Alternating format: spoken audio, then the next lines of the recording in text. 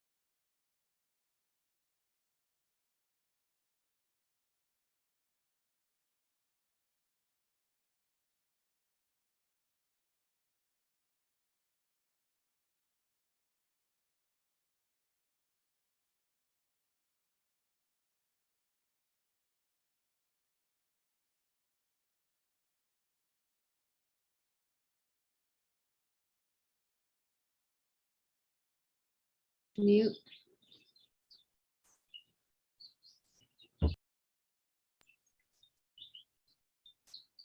Well, I don't have any voice to mine, so I don't know what's going on.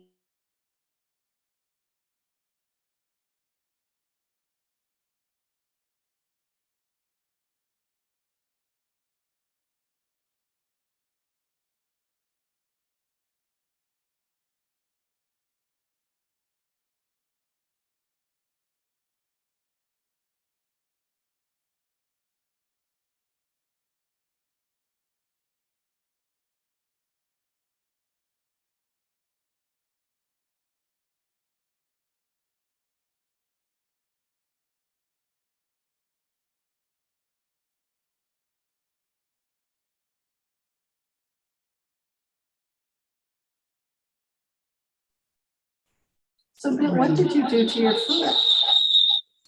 I had an operation. Could go last Thursday. Okay. Hammer toe, you ever hear? Oh, yeah. Yeah. This Would it be joint mine next to the big even though I toe, didn't more join on this one, audio? and so they curled up and then it was crossing over. It was getting a beat. We have good sound. I had orthotics since 1995, Because of that. and this one here is gonna get that way. I just did this with another sample Yeah, to that's- match it. They said that's Good a morning. very painful surgery. Today is Well, it's got right Tuesday, March 1st, and I will call to order going. this meeting of the Custer County Board of Commissioners. The time is now 9:02. Let's stand for the pledge, please. I pledge allegiance to the flag of the United States of America and to the republic for which it stands, one nation under God, indivisible, with liberty and justice for all.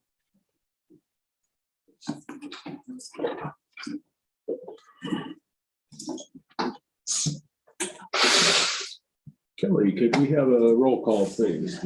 Commissioner Day, Present. Commissioner Kanda, Here. Commissioner Flower, Present. Attorney Clint Smith, Present. and Clerk to the Board, Kelly Campbell present. Okay, we'll start with audience introductions. I'm Roger Gregg. Marcy Gray. And we have Braden Wilson in the back of the room. And Dorothy, our admin assistant at the computers as well. And we do have some people online. If they are going to speak later, I will have them introduce themselves at that time.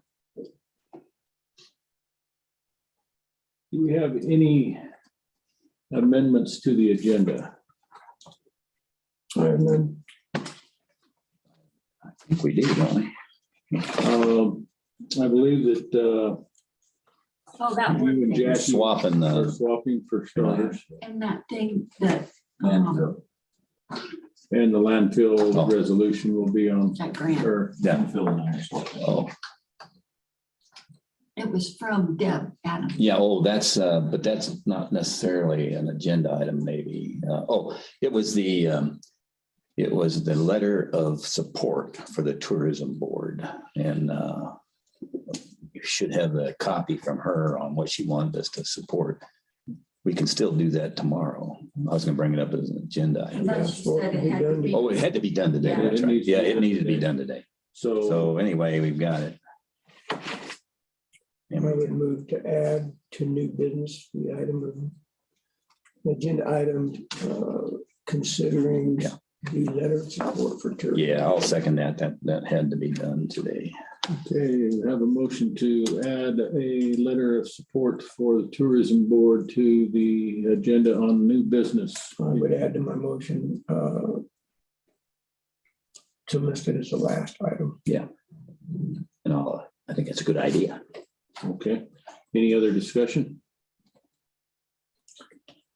Okay, those in favor of adding the letter of support for tourism signify by saying aye. Aye. Aye. And then Braden, you are swapping with Yeah, that was the other one. landfill. So they will be here tomorrow then. Okay, my apologies. I thought you were swapping with planning and zoning. No problem. That's what happened last month and we said something about that at one point yesterday. So is that going to be a permanent? Yes, he's open to that. Yeah. And so That's a good thing. we'll get that together if that's Okay, pleases the board. that will work good. Need a motion to that effect? Do we need it? Just, they're on there, which is up to I would Kelly entertain puts a them on there, motion but that's to go okay. ahead and. Make it a permanent put that on change. there. Yes. Yeah, I'll second. Or did you make the motion? Did you say entertain? I would entertain. a I'll motion. make the motion to make it permanent then. I would second that motion. So we have a motion to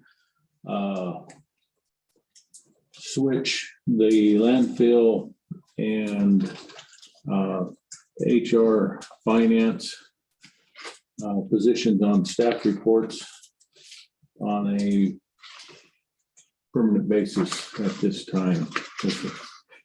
Any discussion on that?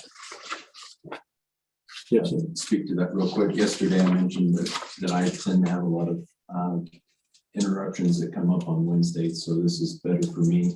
I had talking with Brian yesterday. He said that similar for him, that Tuesday mornings, one of the busiest mornings, that this was a good switch for him too. So I think all parties are happy with that.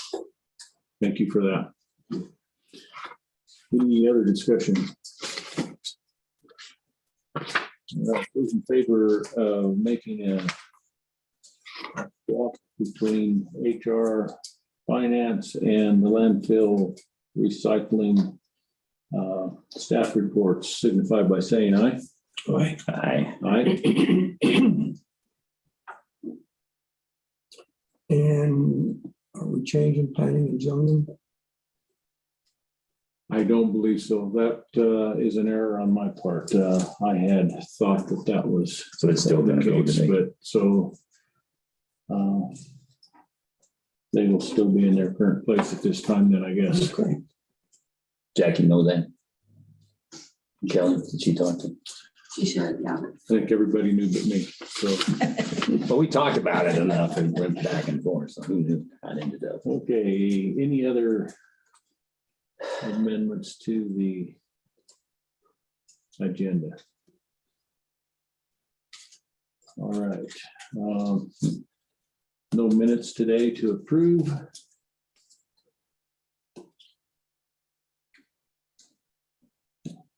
Commissioner items. Tom, we'll start with you. The only thing I have is a question. I was hoping Vernon would be here, but did we decide not to put the Zoom link on the agendas? No, They haven't been on the last 2 or 3 agendas. must be. Yeah, it isn't on. It must have been because we had a tentative or change of format when we changed the BOCC admin. Templates didn't get changed. It is still on the agenda for the BOH, so maybe if we could get Dorothy to put it back on this agenda. Do you know where the link is on the website to that address? I believe It's right so. at the I'll top. get a hold of Yeah. them. Okay. I think it would be a lot more user-friendly to have it on the agendas. People go to the website and look up the agenda. I think it would be Yeah, The only thing is, can they get that link off without typing the whole thing in? off of the website. They can get it off the Oh. website, but I don't know if they can get it off the agenda. I think they. Yeah, have to I type the just- whole thing in. I just copy and paste mine, but Oh, and it works that way. yeah, you can do it that way. Before I had been just clicking on that link and it was taking. right on the. Control Yeah. click. Oh. Doesn't, but it may not when you, I didn't know if Paste they it did when somewhere. it was. You know, maybe Vernon had a reason to take it off there. I don't know, but I think it just got overlooked. that's all I had. So Okay. Bill? None. That was the only thing. Oh, well, one thing I will mention, I did ask the airport to look into the electric bill, so they're gonna let us know tomorrow. Okay. Oops, sorry, guys. All right, I didn't tell you to silence that. I should have, I would have done it. With that, I did get a call from Michael Thiem a while ago. And we had been in communication, and he will be getting me something to sign to move forward to get those heaters ordered for the north end of the court or the county building here. So Let me. So you haven't seen a price yet on those, huh? Yes, with the 4, it was going to be drop the price to just shy of $1,200. It was in that Total piece. a piece. Piece, I think. They were $1,400 for less than 4 and $1,100 and some dollars a piece. If we went with 4, it made it basically the difference between going with 3 and 4 was like I $600. remember having a discussion about it. I can, And giving you a quote to include the labor. that was with installation. And so he had not seen my response back to him. I was asking for a better copy of a signature page for that. And that's why he called a minute ago. So that is in process. And that being said, they're 5 to 6 weeks out, so they'll be ready for next winter. But Possibly. well, definitely, maybe.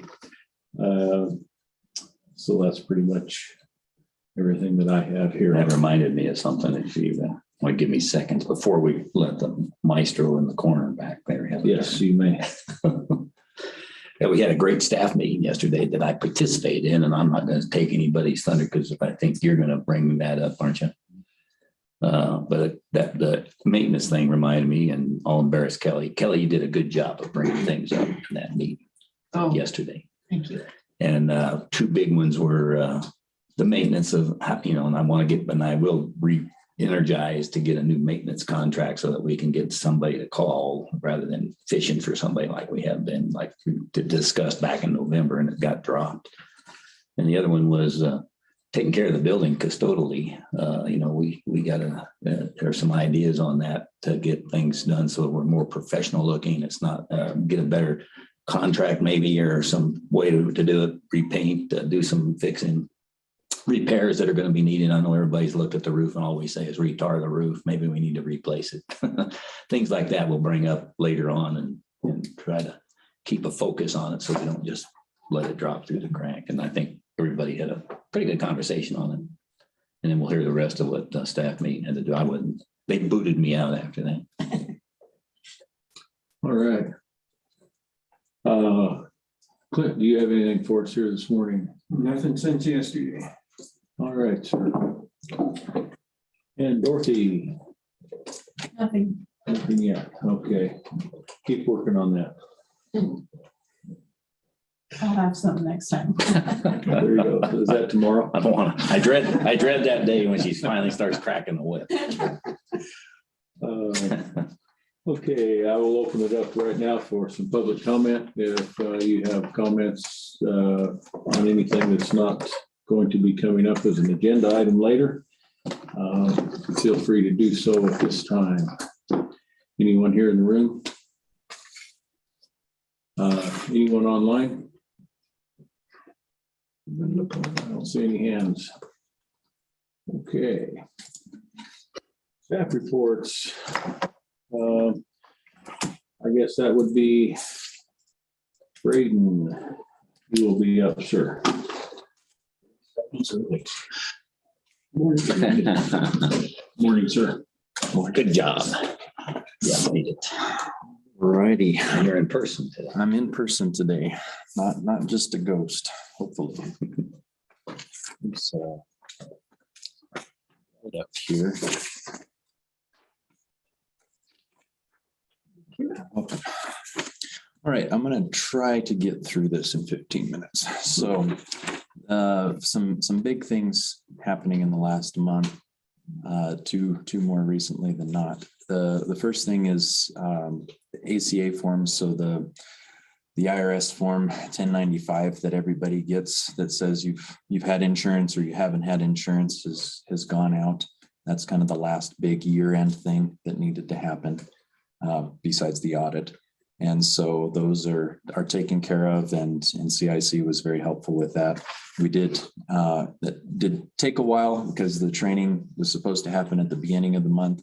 because of some of the other issues that were going on that got pushed from being in person to happening yesterday in the midst of everything. So we were able to get that done and sent out, and employees should be getting theirs shortly. So that's on its way.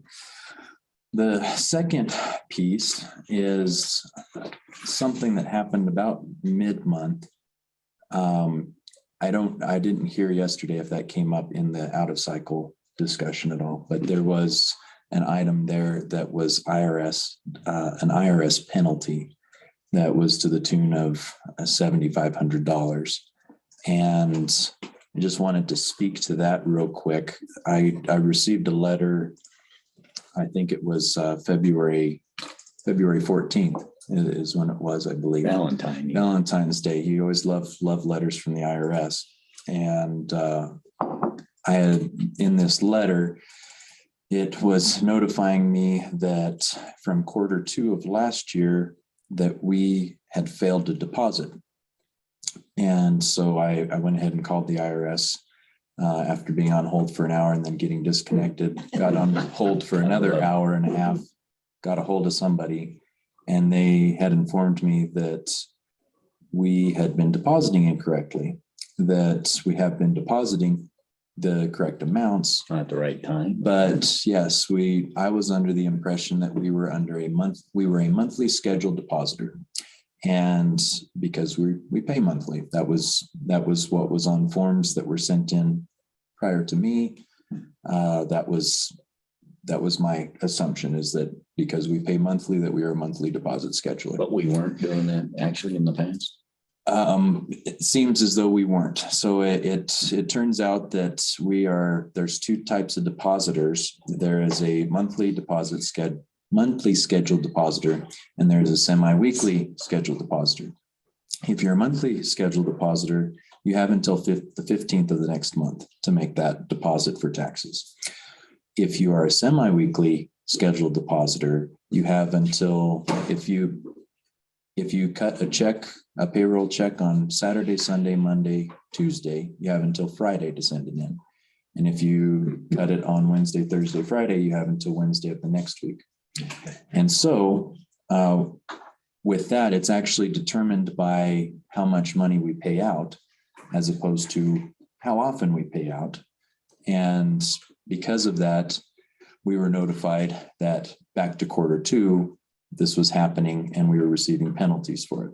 So again, February, we're receiving notification of doing something wrong for Q2 of last year.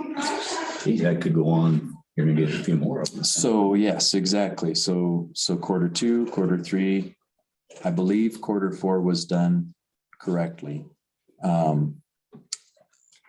And then the first month of this year was all past that semi-weekly deposit schedule. So after talking with them, originally we had a $10,000 penalty for Q2. They waived that from the get-go, and the Q3 penalty went up while I was on the phone with them and had to get transferred to another department. New tax. So it went from $6,600 to $7,500 while I was on the phone. I went ahead and got that paid and asked, is there nothing we can do? This is the first time we've been notified of this issue, and it's the same issue that's going to be happening for the next 3.5 quarters. The guy was, He didn't know what to say. he said, well, you could pay the fee. And I was like, okay, thank you for that. And so I went ahead and paid the fee. I said, is there not any way to appeal this? There is. And so I filled out that form, turned that in. I talked to our auditor, just since they deal with the IRS. I wanted to get kind of their perspective if they knew anything behind the scenes. They said that they really think that they're going to work with us on this, that something like this, they do tend to be lenient on, and just to keep doing that, to keep putting that information out and making sure that gets taken care of. But since it was the same issue, and since everything was done according to the monthly schedule, we followed the monthly schedule to a T, but that did happen. So I did want to bring that up because it is something that happened and it has hit the books.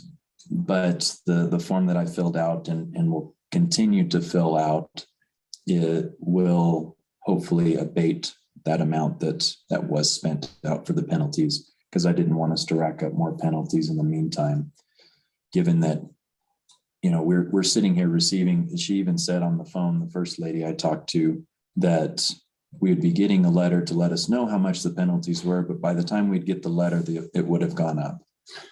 So it certainly was frustrating, and kind of burns my libertarian fire inside a little bit more. But I did want to bring that up because that's something that I missed and is an area. $28,000 or more. I figured if that 10,000 wasn't taken, that right now we're at 7. I would suggest that if they don't abate what's already happened, that we're probably somewhere around $16,000. There goes Clint's salary. We didn't have any other money. Yeah. Yeah, I totally missed that. I'm looking at the cycle check report and 75, 57, 40. I glossed over a lot of that because I knew most of it was stuff we had to pay. Yeah. Didn't matter, but I sure missed that on the line. So I'm sorry about that. Well, I wanted to make sure you guys did see it. Thank you for bringing that up. Yeah. Had to be a tough position. I had to come in here and face a little Yeah. of the music. But Well, yeah, that was not a good day. Sam sounds confident though. That's good. Yeah, it was encouraging to hear that from them, that they thought that they would work with us on that. So, and I did find Did you play We're the Poor County card yet?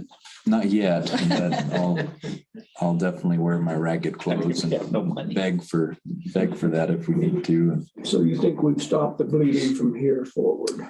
Yes, and I think what's going to have to happen, because we can't trust the mail to get here before penalties increase, I'm going to be calling the IRS regularly to check in on that balance to make sure when Q4 does get processed, that if there are any penalties, we can get it right then, as opposed to wait. That was 8 months that it took to notify us that That's crazy. something was wrong.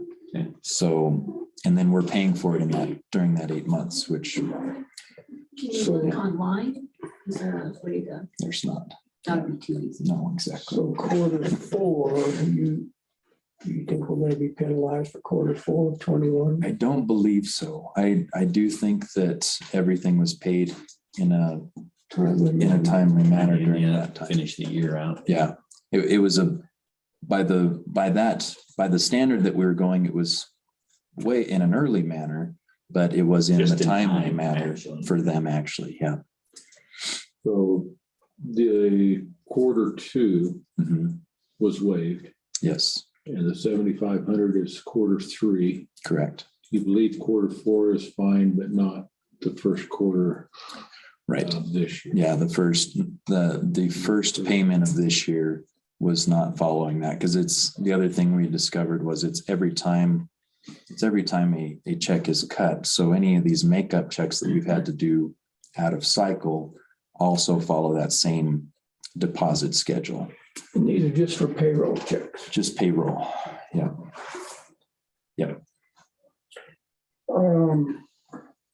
And you mentioned makeup checks for payroll. Yep. Because we had goofed up in January. Yes. Okay, So so that's not going to be a monthly ongoing thing. no. There are things that have come up, whether it's somebody that their department head did not get their overtime in correctly or something like that we have historically cut checks for and made them whole at that time, which I don't believe is a problem. And especially now that we've got this going the way it is, that it does add admin work to us, but it's something And that we this can is a do. social security portion of payroll. Yep, this is FICA and Medicare. There our withholdings are matched for that, as well as the withholdings from an employee's paycheck for federal taxes. Yeah. Well, it was nice that they were able to waive the 10,000 for sure. Thank you for representing us there. They were so eager to do that and not the rest of them. I don't get it. There's a first time abatement that's nearly But automatic. it's still the so- first time with the rest of them. And that was the argument I was trying to make, but the folks that I was talking That to were might be a not. good way to appeal it, but Didn't see it that way. Right, Since you were transferred. yes, yeah, it wasn't my fault. right. So. Wow. So anyway, we'll keep working on that. And from now on, starting with this payroll, it's paid the day of. So we're scheduling it ahead of time for it to be paid the same day that it's actually happening. So an automatic payment then, when you schedule it, is that what happened?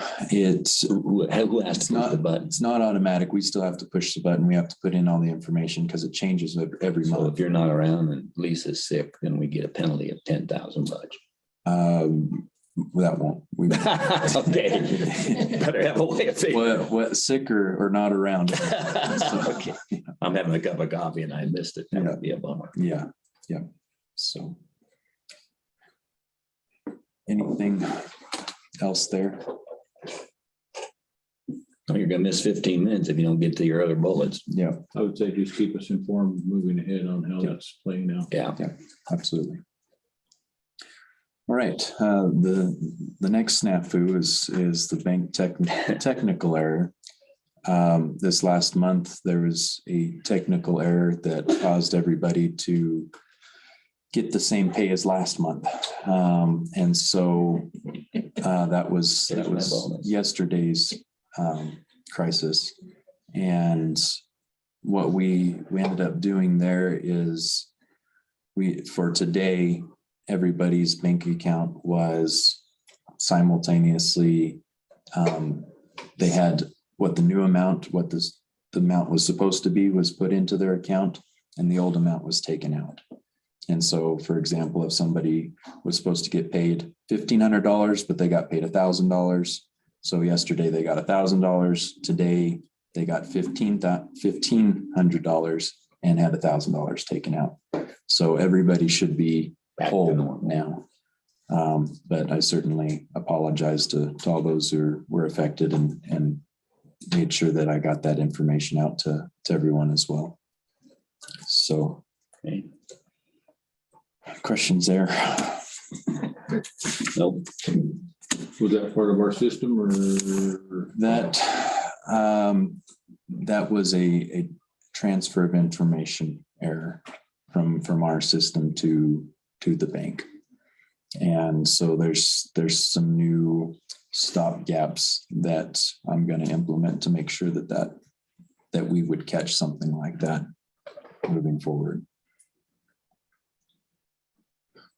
All right, quarterly staff meeting. Just going to run through the bullet points here. That was yesterday at 1 o'clock. We had 14 in attendance. I kind of broke it down into three different areas. The first two are the positive progress, things that are going well in the county, areas of attention, things we need to take a look at, and then just things moving forward, which there wasn't a whole lot there. So it's just these first two. So positive progress. There was comment that finance and HR department are visibly trying to make things better, and an appreciation there. I did not say that in the staff meetings. People do enjoy working here, and that there does not seem to be a hostile work environment experience. So I appreciated hearing the feedback there as far as that goes. Specifically, the Custer County Kids Club had shared that they have 15 new childcare slots opened, which will be a total of 30 available in August. So they've doubled their size for this coming fall, which was really great to hear. CIC is moving forward, and we believe that the hardest parts of the conversion seem to be behind us. That was shared by multiple departments there. And then the new county employees are, quote, a breath of fresh air. So Okay, appreciated all the feedback as far as the positive side of things go. And then for areas of attention, we talked about buildings and grounds. Bill spoke to that just during his report earlier.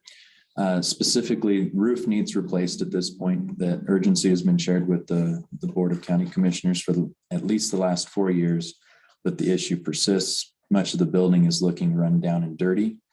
And so talking about, does more time or more specific duties need to be given to the custodial staff in regards to that? There was a lot of discussion there that I think there's a lot of, just from the HR side, I think there's a lot of variables regarding how much time we've allotted the custodial staff versus how much work they have to do.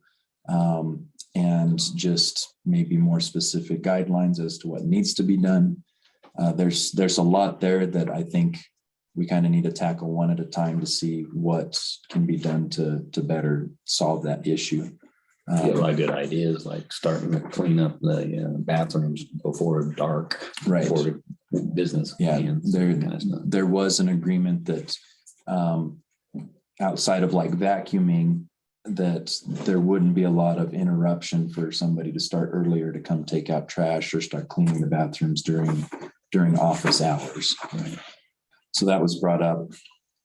The third piece of buildings and grounds is just the idea of space being limited and talking about the judicial center and different things like that. There was a suggestion made to look at purchasing Ridgeline Pro Airs, the building out towards Ace, and using that building for more office space to turn this site into more of a courthouse and jail. And they thought that was a good thought for our discussion on the Justice Center. There's lots of options to consider, maybe stepping into the next Justice Center and maybe using that building for the office people here and doing some more court stuff in here. Things we can talk about in our offsite, or our, I should say, what we call them, work shop that we're going to have.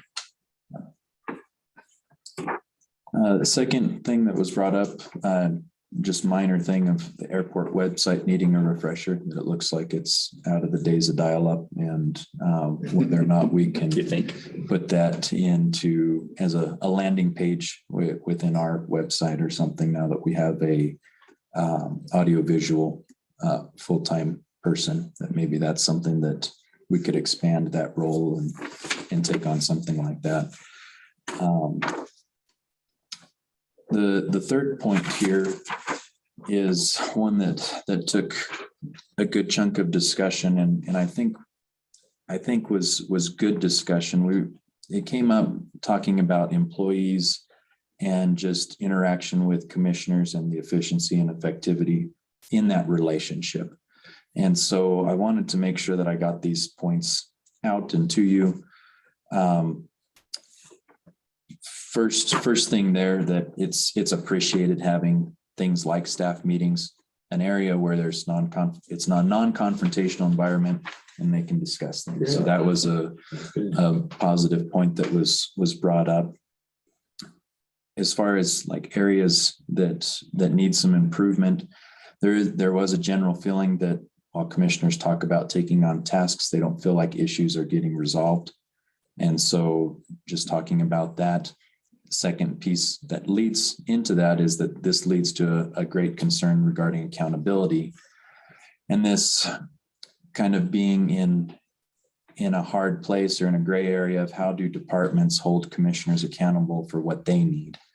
There were some specific things brought up there, such as contracts getting signed that were not, that caused us to lose out on receiving some grant dollars in a few instances, or just trying to get a hold of a managing commissioner to move forward on a project. That there were some people that were saying they've reached out several times and it's taking time out of their day to keep trying to fight the same battle, I guess, is kind of how that one played out.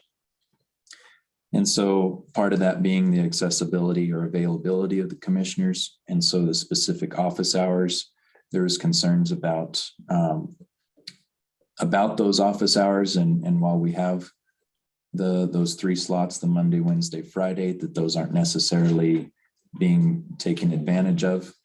And so making sure that there is that availability and that what is being agreed to is actually happening. There was discussion regarding employees needing to do a better job of giving more open and honest feedback to the BOCC. So like during staff reports that it was brought up that there are these complaints, there are these things that people might take issue with, but then they come and sit in during a staff meeting and say that everything's fine, and don't bring that up in any way. So we did have a conversation there about being more open and bringing that to the table, because you all can't help with something that you don't know about. That's right. Good point. So that was brought up there as well. Some of the suggestions that were brought up. So how do we go from here? We don't want to just bring up the problems, but how do we try to resolve those? One was to post the organizational structure chart. That way everybody knows exactly what that looks like, and that is more publicly made available as well. The idea of orientation meetings. So when that organizational chart gets finalized, whether that's at the beginning of the year or whether things change midstream, that shortly after that managing commissioner has an orientation meeting with the department head or with the board, just to better understand what's going on and how that relationship can flourish. So a couple of things there is discussing expectations of both sides, what you expect from the department head, what the department head expects from you, and then how often they should meet outside of a BOCC meeting, because this isn't always the best place to have discussion specific to that manager. So talking about something like that, and then anything else that's helpful to the relationship. Another thing that was suggested was an issue or action assignment list, whether that's something that is an ongoing list that happens during one of those meetings, or whether that's something that forms a basis of a report during a BOCC meeting, that here's what we need, here's what you need from us. And this is that list that we can cross off and make sure things are getting done in a timely manner.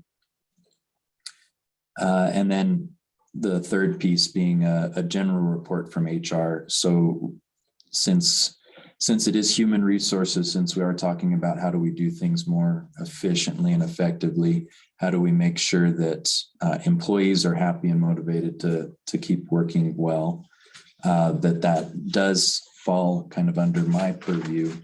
And so I plan to meet with every department again monthly to really go over budget and different things like that. But that also would serve as a time for them to share general concerns, which then I can, if I'm picking up patterns across every department, I can share at a meeting like this.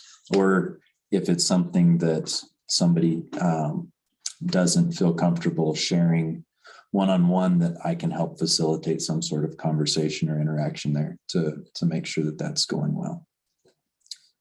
So that's what I got. That meeting sounds like it got even better than when I was there. This is very, very good.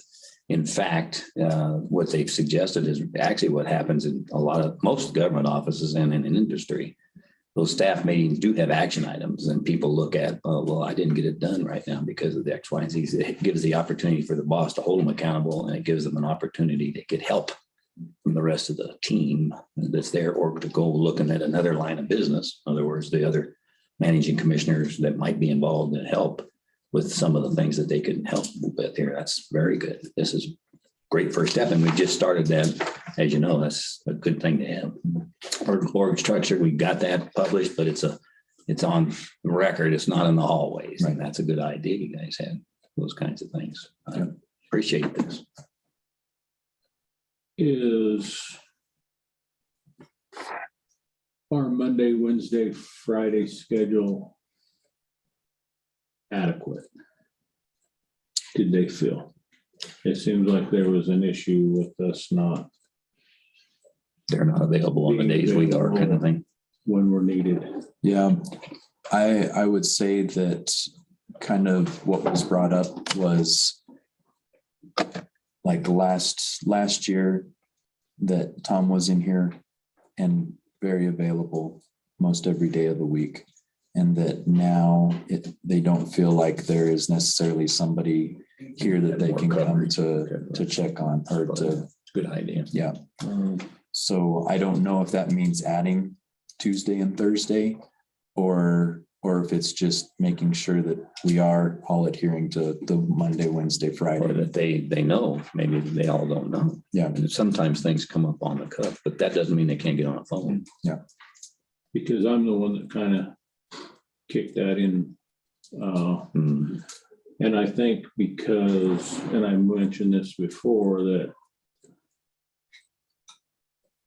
to erring on the side of caution, rather than having more than one commissioner in here, I was actually staying away more because there was a commissioner here a lot of times. Yeah, we gotta get a schedule. That being said, there's nothing that says that we cannot have more than one commissioner in it here, as long as we're not meeting. Right. We can be here taking care of business. I don't know what the good answer is to that. So I guess I'm open. for They need to make suggestions. sure that in their offices, there's phone numbers for each of us. And if they can't find somebody, don't wait.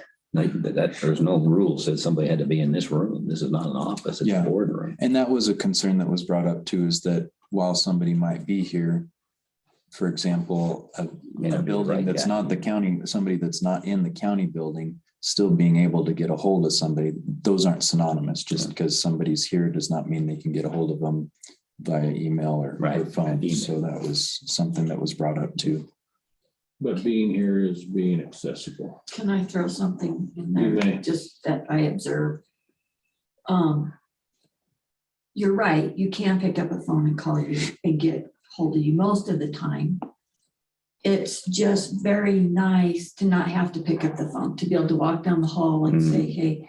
And there's many times that people come in to my office and say, I want to talk to a commissioner. Well, they're not here, but I can give you their phone numbers. I don't want to call them. I want to talk to the commissioner. I want to talk. I want to grab them by the neck. face to face with the commissioner. And it's when Tom was in here, he was in here almost every day, all day, and it was just nice to have that presence. And I think that's what everybody's saying, is it's nice to have that presence. And we know that you guys have other things you're doing, and sometimes you can't be in here True. every day. That's why it's important to have a it's, schedule and try to meet it. But even the schedule Gets jacked. didn't work.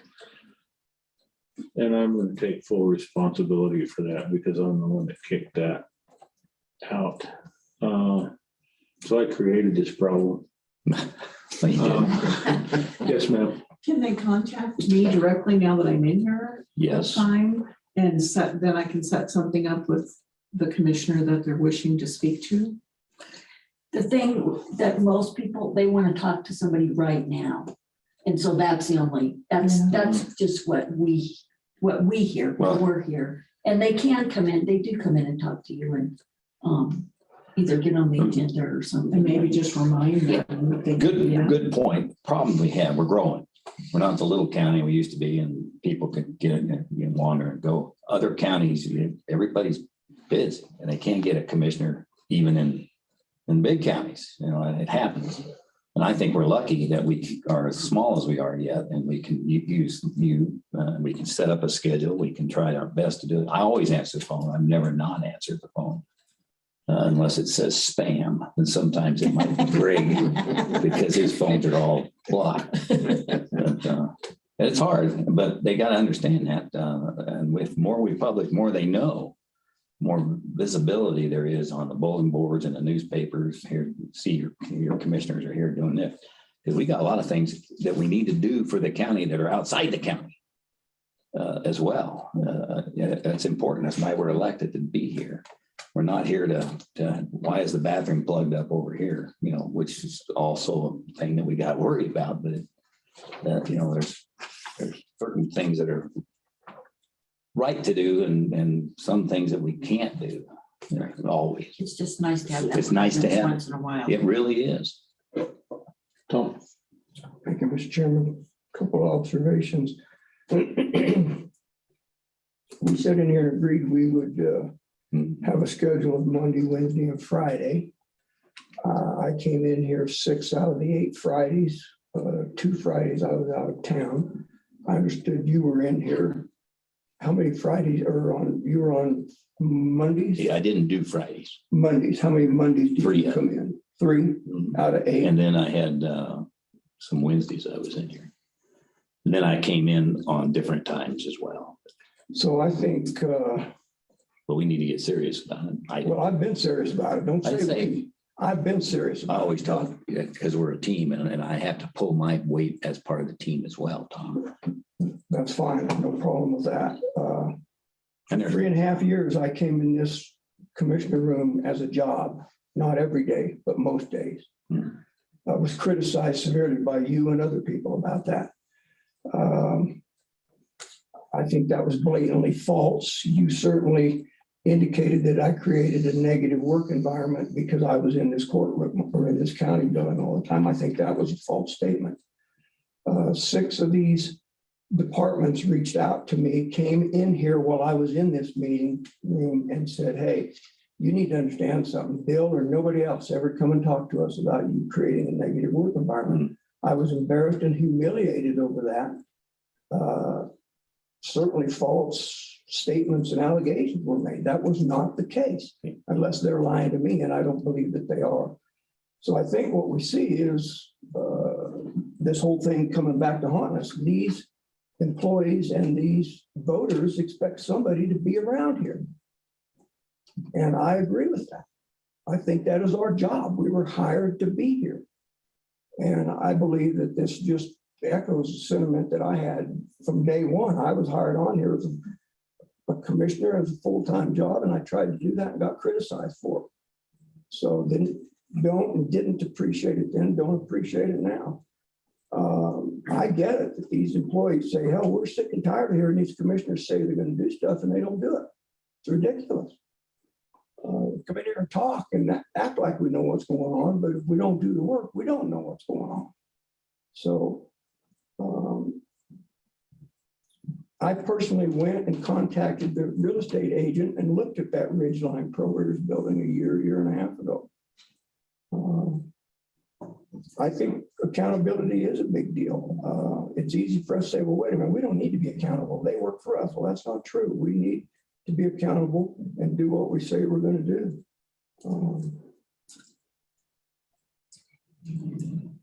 I thought we agreed that Braden was going to run that meeting and we were going to stay out of it. And then today you say you went to the meeting. I didn't run the meeting. I didn't say you ran it. I thought you said you went. I to the was meeting. asked to be there. Yeah, I'll speak to that real quick. So we talked about an agenda when there was the building and grounds that had come up. As far as an agenda item, we wanted the person that was in charge of building and grounds to be there for that portion of it. And so that's why Bill was invited to that first portion, and then I ran the rest of it. So that was the case there. I do, if I can real quick, speak to another point. I was going to bring this up later in the meeting, but I just want to echo what you said, or at least to support that. It was overwhelmingly stated how much it was appreciated that you've been here in the office over the years to be somebody that could come in and be talked to. And so I did want to bring that up because that's something that I think needs to be brought up. And it was also brought up as far as this idea, especially, and I think the public and the voters need to hear this as much, because we see it a little bit and you guys see every bit of it. How many meetings and other things that you've got going on, phone calls at all hours of the day that are going on, that while office hours and visibility is great, that there are times and occasions where that's not necessarily possible because of the other things that are going on. So I say that mainly for the benefit of the public to know that just because a commissioner isn't in the room doesn't mean that they're working. But it was also very much stated that having a commissioner in the room, in the building, is very much appreciated by the staff. Yeah, and let me say something too, again. I supported all that, and I think it's important for a commissioner to be accessible. The problem we had initially was either the perception or the reality of having two commissioners together in the room at the same time. That's real. And so with somebody always here, now if we'd have thought ahead and done it the right way and had a schedule and actually rotated, that would be good. So in effect, that gave the people here the okay, if somebody's always going to be here, it's Tom, because he's here 8 to 5. And I stayed away and waited and did other things in my house or walked around and went to people instead.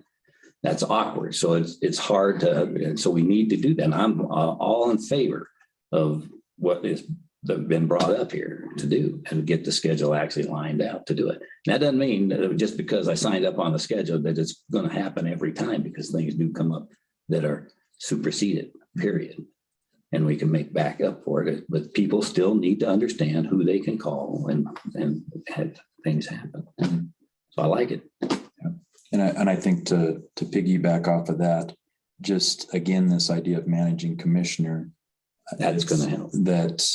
That everything that has to deal with a department head that commissioner is over, it go through them. Yeah. It's been brought up by a few different people at this point that it's not helpful for a commissioner that's not that department's managing commissioner asking things of them. Exactly right. And so to make sure that all that communication comes through the managing commissioner, just for consistency's sake. And I think that's important to bring up as well.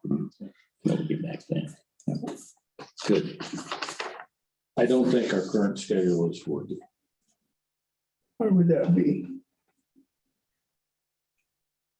What makes you say that?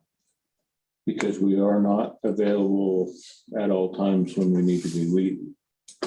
To your point, we need to have, to your point, someone available here in person Much as we can. basically every day. And Monday, Wednesday, Friday, even if we were all able to be here every time, covers 3 out of 5.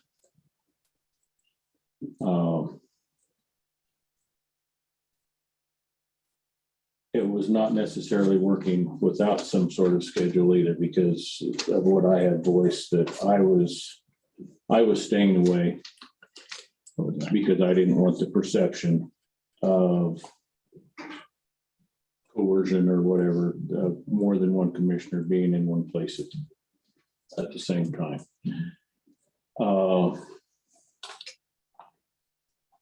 But I don't know what the good answer is. I'll be honest on that. I don't know what that answer is. If we do away with the schedule and if we have 2 people coming in at the same time, if one would defer to the other one, or we don't necessarily have to do that, because there's nothing that says we can't be in the same room at the same time. But I would say anytime 2 people are in here, the door needs to be open. So anybody walking by can tell that we're not in here discussing things that are coming up in tomorrow's meeting. So if that is what it takes to get the coverage we need, because it's not working now. I can see that by the reports given to you. And then us as the 3 commissioners could work together to Get coverage, call each other. There's always going to be a time somebody's going to be sick. We're not going to be there. I don't care what a schedule is. It's just the way it is. Do the best we can. And if we expect somebody to be in at a certain time and then he's not going to be able to, he could send out an email and somebody could Help. cover for him. Yeah. I'll get somebody on the So phone. whether know who to we, call. whether we fill in the other 2 days, and then if we're not available to be in that day, we put it out there for the other 2 to cover. Or if we just do away with the schedule and we make a concerted effort amongst ourselves to be here and available. And I know that is something that you have done consistently throughout your tenure. And I will speak to that, I appreciate that. The reason I did it was because of the reason stated. So I don't think we should belabor the point anymore today because we're behind schedule. But Yeah, we need to address this. We need to do what we say we're gonna do. We agreed to be on that stinking schedule and we didn't do it. And I understand the frustration with it. and I agree. So I think we need to look at what we're gonna do about that, and we can visit that again here shortly. Because we need to address that issue. Thank you for your report on that meeting, that staff report. Appreciate it. Yep, good job. Sorry that took so long. Thank you very much. Thank you.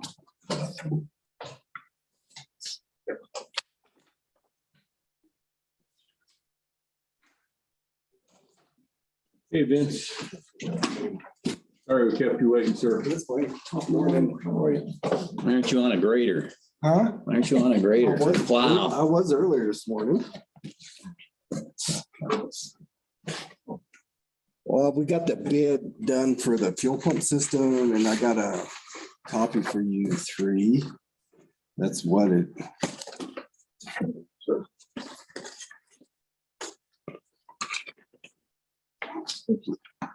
That's kind of the ballpark figure. I signed off on it.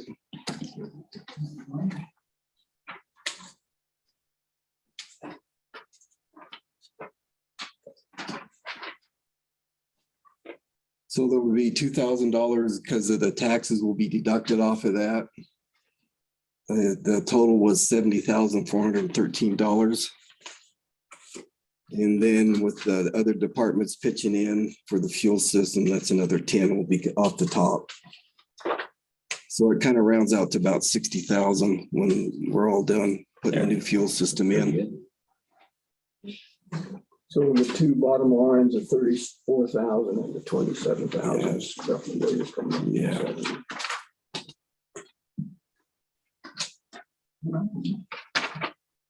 So this was a quote. Do we need to make a decision about this? Or No, I signed decide up. that? We're going with this company because the other company was kind of wishy-washy on their bidding system and Byron and I didn't feel comfortable with them. So we went with this company here and they do a lot of fuel systems and this for a lot of big fuel stations, truck stops and stuff. So. And we'll still access this new system with individual cards Yes, or a PIN number. a number of cards. What do you think it's going to happen? May, when the weather gets nice, because we're gonna have to tear up some of the concrete. They're gonna have to drill a pad, grind it so they can put the lines in. Electrical lines. You don't have to dig up the tanks. No, That's next year. Yeah. no. No. And then I don't know if you guys received a copy of this, but this is the vendors that's paying, they highlighted. It's paying for it.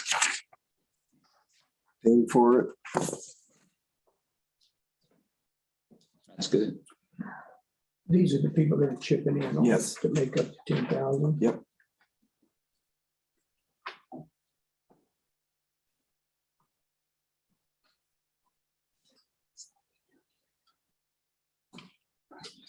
So we're gonna help them. Yes.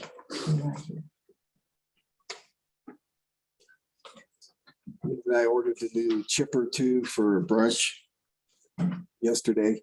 It's higher than what the previous road boss was quoted. When I talked to the manager of the company, the price are going up quarterly. He says you better order it now or it's going to be more money. So I went ahead and ordered it. It's $33,500 And I got it with a 2-year warranty, and it's $1,285.35 for a 2-year warranty. What was the price again? I think it's 38.5 or 33.5. I forgot to bring that with me. I carried it in my book, but I can get you guys a copy. And you already committed to that? Yes. State legislature, I think, will pass a bill that's going to set up a fund that counties can apply to and get grants for that very thing. Yeah, I can call him and No guarantee. No guarantee. but he told me I better order it because he says every quarter the price of the machine's going up. How much? 33. This will be available for, Well, see what's happening right now is the guys, when they're trimming trees and brush alongside the county roads, they're having to haul it to our pit, and it's time consuming. And it takes a lot of time. So by getting this chipper, we can grind the tree limbs and Little stuff. and blow it right on the side of the road, and we don't have to haul it. yeah, we may still be able to utilize that grant opportunity if that bill gets passed to buy another chipper for fire mitigation and that kind of stuff. Landfill. And John Deere called Byron yesterday. The new graders are here. Byron and I are going to Pueblo tomorrow to go make sure they put everything on that's supposed to be put on them. And we should have them up here next week. And actually, that chipper, in a lot of other landfills and other places, they grind up, have people bringing brush in and then sell them the chips. Yeah. Or giving the chips away to get them out.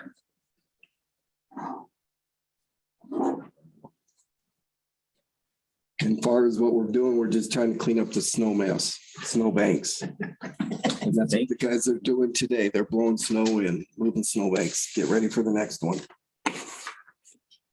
Let's see, you took the dozer to Ute Mesa instead of the blower. Yeah, there's too many rocks up there. Yeah, I don't need that. Rocks going through the snow blower. And the dozer's acting like a sled, isn't it? No, it's on flat land. Working now. Yep. Okay. Let's see, I see you've got something here on County Road 198. Oh, yes, 198. You three need to talk to the Forest Service on 198 because we need to put material on it since it's really bad trying to grade that road from Trails End Ranch up that hill all the way to the Lutheran camp. And if you guys could talk to the Forest Service about, we can haul the material, but I don't feel that we should have the road and bridge have to put material on it since it's a forest road. We can haul it for them and spread it. Forest Service has a pit somewhere, don't they? The one that we used out of Wetmore was up on Highway 78. It wouldn't be feasible Too far away for here, that. and it's decomposed granite. There's no binder in it. Now, I was You'd told have to that buy it. Ed Lyons put in a gravel pit on Highway 69 down there by Texas Creek. I need to talk to him to verify where it's at. Well, there's one on, was it Grape Creek out there past the, almost Fremont County somewhere. The one I know of, I don't know if Ed did. Did you by chance visit it all with Jeff? I haven't had time yet. Today I will.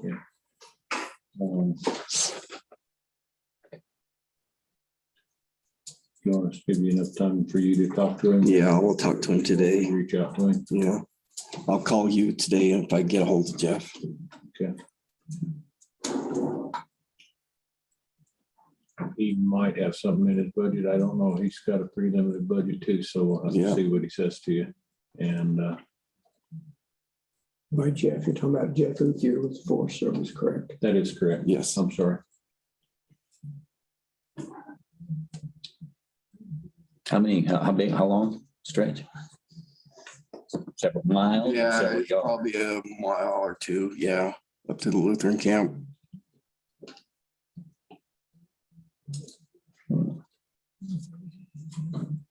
Quite a bit of road base. So where does our responsibility end on that road? Where's cattle guard? Up on top. First cattle guard coming down. Or going up on 198 to the west, first cattle guard. So it's still 2 miles of Yeah. road base. That's Yes. where it ends, our responsibility. ends Well, we first. plow it to Lutheran camp, but as far as putting material on it, it would cost a lot of money for the road and bridge to put gravel up there at $750 a ton. I wasn't talking about snow necessarily, I'm talking about road maintenance. Well, we do it to the Lutheran camp. We had grade it once or when needed, because there's a lot of volume of traffic in the summertime up there at the camp. But there's just no material to keep it smooth. And it's hard on the blades plowing in the wintertime. Yeah. So where does it, I think what you're trying to get to is where does county owned and forest, About Trails Additional End, start. at the ranch at Trails End, you know where the ranch is to the west, right there at Trails End, going west. So anything we do above that cattle guard is courtesy. Yes. We don't have to maintain that road at all. No, it's once, Not we the could grade it county once a year. it's on the But that's not forest. the point. The point is that our responsibility on a That's the way it's been in the past, and so I've kept the same as the past road bosses been done. It's on the HUTF Yes, Forest it's- Service Agreement. Yeah, So It's it's really real. our main it's right there. responsibility. That was what I was trying to get. Yeah, at. it's- Yeah, if they buy the material, then that'd be a huge help. yep. Maybe they will. We'll see. We'll talk. I mean, it's half the battle Yep. because it's half the expense, roughly.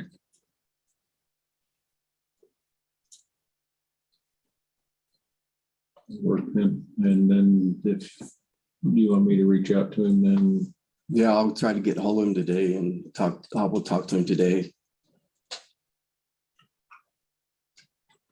or either me or all three of us as a board reach out to him Yes. and Gang up on maybe it. we need to First, you're the first guy. Huh? I mean, the lead on that. Need Mounties to help you, will call us. sounds good. Okay, Thank you for coming in. go back to work. I make a public comment to thank him, the road and bridge last week for up there on Muddy, Willows, Kettle, getting the snow, and then the next day the snow drifts. Oh, yeah, Thank you. you're welcome. You're welcome. The guys were busy. Yes, we were. Thank you. Security on the wind blow. Yeah, Yeah, for sure.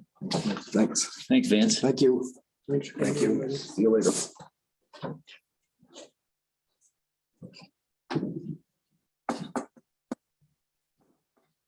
Is Jared out in the hall? Insane.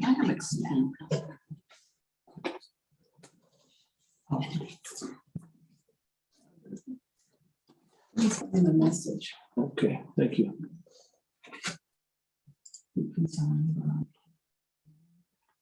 Would you like to go ahead and, while she's trying to get hold of him, Take extension. do extension? Guinevere, we'll let you jump up here real quick. Good morning. How are you? How are you? Hello. Who are you? Who am I?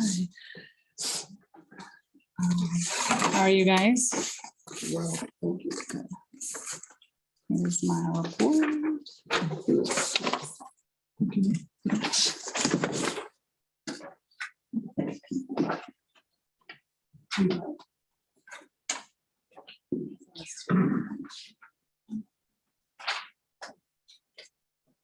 We've been busy with 4-H. Really excited. We've been working to get our kids into this leadership kind of education, right? So we sent some kids up to LDC, or Leadership Development Camp, up in the end of January. They got to have statewide education with all of their 4-H peers. and then went to the state capitol. All reports, people were so happy about that opportunity. And we're happy to provide some scholarships to most of those attendees via the funds that we raised through various means. So we also, on that kind of leadership vein, took kids to Fremont County, which is, we worked with the 4-H agent down there to create a officer training. And it was really great to just see those kids have this light bulb come on. Oh, that's the role I'm supposed to be playing as a president or vice president, secretary, treasurer, and kind of learn parliamentary procedure, which is kind of fascinating and a really good thing to be implementing at their clubs. So you may see a lot more formality coming out of those kiddos, which is kind of exciting. Yeah, and maybe we will try to bring them to one of your meetings or another local government meeting to see how that day-to-day works, because that certainly is a life skill. That's how most stuff gets done. So that is kind of exciting to be working on that. We do have 4 new adult volunteers to lead Triple C's, Heritage Arch, and shooting sports. We are really excited about 85 projects so far. You can see our shooting sports projects. These are kids who can enroll in multiple projects, so that doesn't accurately reflect kids. It's just maybe they're in shotgun and archery and 22, but 34 shooting sports projects. That's pretty exciting. We have 16 kids in clover buds, and then our livestock continues to be one of our larger projects. But I threw all of these different projects on here just to demonstrate the breadth of 4-H projects that we're seeing. And we're really happy for it to be traditional livestock, but also moving into all of these other projects. So I'm really happy with those numbers. We're back up to about 83 enrollees. So that's 83 members total. We do have a bunch of weeks until the final ad drop, which is the last week in April. So I can share those final numbers with you. Last week in the snow, I went down to Pueblo to do Ag Fest, which is where we educate those kids in Fremont County and Pueblo County who aren't in that rural setting and don't have that firsthand knowledge on dairy production, embryology, water, wind power, beef, and grains. And it was over 200 kids that we kind of cycled through in 15-minute increments on various days. Really, really cool. Really cool to see those kids hold chicks and really put the light on like where chocolate milk comes from, all those kinds of cool things that we want people to know about in terms of food production. Yesterday was the beef weigh-in. We're really excited about having 20 beef projects. 12 of those are 4-H projects, 8 of them are FFA projects. We also have 1 heifer project, and that's been a really cool ongoing beef breeding project from one member who's been committed to raising beef for about 3 or 4 years. So that's a really cool project on that husbandry piece. Small animal weigh-in will be the last weekend of April. Meat quality assurance is next week. So we'll bring in a lot of hands-on tools to teach kids about where and how to give shots, how to keep your farm clean, how to handle all kinds of meat, all that stuff. So that is required by the state for anything that will be consumed as a 4-H or FFA project. So we'll have some kids coming in from both of those areas. I did a soil health presentation with the library. I'm doing another class in the public eye on wells for the high altitude gardeners. And then again, in partnership with the library, we'll be doing a seed exchange and then talking about how to grow vegetables. So that's kind of exciting. On Thursday, we'll be working with all of our partners at the fire departments, sheriff's office, Forest Service, Office of Emergency Management, NRCS, and then a nonprofit that is working in Custer and our neighboring counties, Arwick, on education for mitigation. And then that may look like a hands-on workshop if we talk about how to engage communities. First piece was to inform, the next is to engage them through those kinds of hands-on things. So that's what we're looking at. We also are planning for our potatoes. So if anybody wants potatoes ordered, let me know. continue to work with the weed board. We're kind of revamping some of those cost share documents to identify how many weeds, how many acres were treated, what acres were treated, all that kind of stuff. So a little bit of fine tuning on that piece. And then we're really excited about the fair board and kind of that momentum that we've got there. So all in all, pretty happy upstairs. So. Yeah, you were a pretty good asset at that fair board meeting. Thankful for you being there. Yeah, 3 years of practice. Yeah. Yeah. Thank you. I appreciate that. Busy. Feels like it. Sounds like. Did you get the snow plowed out the fairgrounds for the wedding? Yeah, Jake Shy plowed it for them. Oh, So, county didn't do it. I asked and they said they had already arranged it. So that's next year we'll try to I do that. thought Scott was gonna do that. He had made arrangements to do that after the last storm, and Vince was going to send him in there to do that. But then in the meantime, Jake did it before he got there. Yeah. Oh, okay. They were set to do it, but they didn't want to do it twice. Yeah. And if there's some sort of process that I should know about to call somebody before that, I'm happy to work on that. And the wells that you mentioned for the gardeners, you're talking about water wells. Mhm. That was one of the things that they had come to me to request. And as a outcome of those water workshops that we did this fall, people just, you can't give them enough information about wells. So that was kind of one. We're going to continue to hit this idea as a result of that feedback from those workshops. So, yeah. If you haven't, I would recommend you take a hard look at the American Rescue Plan Act for some Yes. dollars to supplement what you're doing. Okay. That grant process is open. Hear that, Marcy? I did hear that. It's a good idea. Not that anybody else isn't applying. I don't remember the deadline of those applications, but Is it it's the on end the of March? website. I think it's the end of Yeah. March. First of all. Yeah. Certainly a great use of some of those ARPA dollars. We Okay. need it. Is there a contact? I mean, I have looked at that stuff online. Further questions would go to who? There's a committee, Marcy's on that. Well, yeah, if you look and read in the paper or Kelly, There's applications. there's applications and then there's an email Okay. for that. So you just email if you have any questions Perfect. and you will get an answer back. And you just really, what you should do is go to Kelly's office and get a copy. Get a real form. Get a real form. I'll be seeing Kelly. Just sitting in on that road and bridge, that chipping thing, we would, I mean, if you guys can get another chipper, but would that be something where we could do a community chipping day? Right. Just thinking in that wildfire mitigation, Sure. would that be something we could? Yeah, I'm definitely gonna talk to Adrian and see if OEM wouldn't take the lead on that and do the same thing, apply to ARPA and try to come up with some money to get a Yeah. community chipper, so to speak. Yeah, This bill passes, we're done burning okay. as a county. Can you let me know what that bill is? Because I just, Yeah, state bill, remind me and I'll okay. give it to you. Yeah, they're really on this whole carbon footprint thing. Okay. So,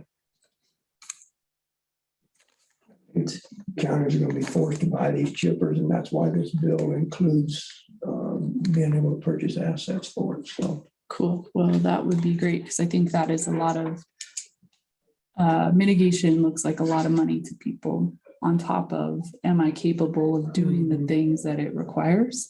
So if we could address both of those things somehow, some way, that would, I think, help out mitigation efforts a lot. There are grants. There's lots of money out there. It's kind of how to get it. Yeah, yep, yeah. So we are still looking at youth corps for people who can't do those kinds of things. So we're dreaming up a lot over there. So, yeah. That's it for me, unless you have questions. No, I asked mine, thank you. Thank you very much. Thank you. Yep. Start with you this time. Oh, okay. I didn't know where you were. Yeah, no worries. Thank you. Thanks for coming in. Yeah, thank you. Jared. My next, did I miss? Maybe I missed out. No, we threw a slot in there. We wouldn't even Hey, how think are of you? adjourning until we How saw you. are you? Oh, it's going. I don't have nearly as much to report as Guinevere, so really nothing to report. Just the usual. You got- Just the usual. You had my mother's Hubbard cupboard do their thing and leave. didn't you? Yep. Yeah, they're out of there and cleaned out. So yeah, that happened. Everything work out all right? As far as I know, I don't know. I offered to help and never heard from them. So, but yeah, they're cleared out and gone. So. No issue. Appreciate them honoring that deadline. Yeah, absolutely. So yeah, no issues there, and just same old. Busy. Snow was a little bit of a problem the other day. It was ridiculous. Yeah, Yeah, you think? burned up the hydraulic motor on my plow truck, so I was operating it with come along, and took me 2 days to plow a 1/4 mile. So, but yeah, I finally got out. And then I think I have most of the veterans taken care of for the most part. But I spoke to Guinevere about this American Rescue Plan dollars. If you have some financial needs in your area, I would suggest you take a look at that. okay, will do. Yep. And I did secure some funding through Kirkpatrick Bank and kind of routing it through Mount Carmel as well. So we have some funds to help veterans out that way. So we've been covering some propane bills, firewood deliveries, things like that, and kind of bypassing the Veterans Trust Fund a little bit, just so it's at my discretion, not at their discretion. So we have some funding right now. Didn't bring a report. Got it in the packet here. I thought I emailed it. You emailed it. Yeah. Got like 82 calls, 80 appointments, anything. And it's probably actually Below or more than above? that. I've honestly just got to the point where I can hardly count it anymore. I don't even track it anymore. All right, you're logging it. Does this printer here does not print color, does it? See if I can send it over to that other printer to. And the VSO truck is miraculously still surviving. So it gets a little touch and go over 50 and throws into reverse pretty hard, but I got it running. So, Well, I would think that'd be a perfect example for some of that ARPA money request to buy a vehicle. Could be. And Find a used vehicle that suits your needs. Okay. I know that was one of their objectives, was to invest that money in some long-term stuff that would help. Okay. And that application's on the county website. Okay. I'll take a look at it today. There's 2 hard copies there. So. For some reason, that printer over in Virginia's office isn't showing up on my list. It doesn't print color anyway. Then, Only Jackie gets that. uh, we can okay, if I print this. we can use this is already printed. We could just use this. But anyway, I move that we accept the report and certify the report for BSO as he's presented.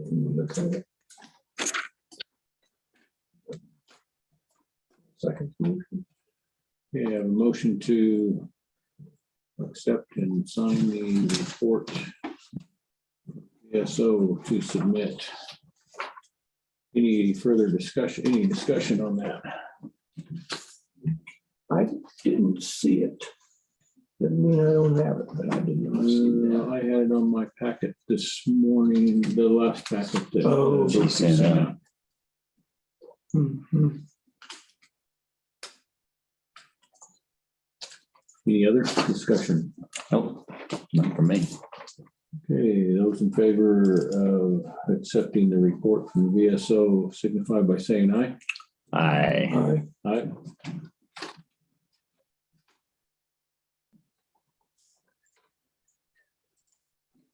Cutting firewood. No, I actually think I'm in front of the firewood right now. So I think I'm doing all right. A little luck, it'll start warming up. Yeah. Delivering it's another challenge, but yeah, I'm out in front of it. until next year. Yeah. Well, I thought I'd say that in my packet, it didn't say, so. Thanks, sir. Appreciate Probably it. when you get it signed, Kelly will need a copy of that. Yep, absolutely. Thank you. Thank you. Thank you. See you later, Jerry. Thank you. Have a good one.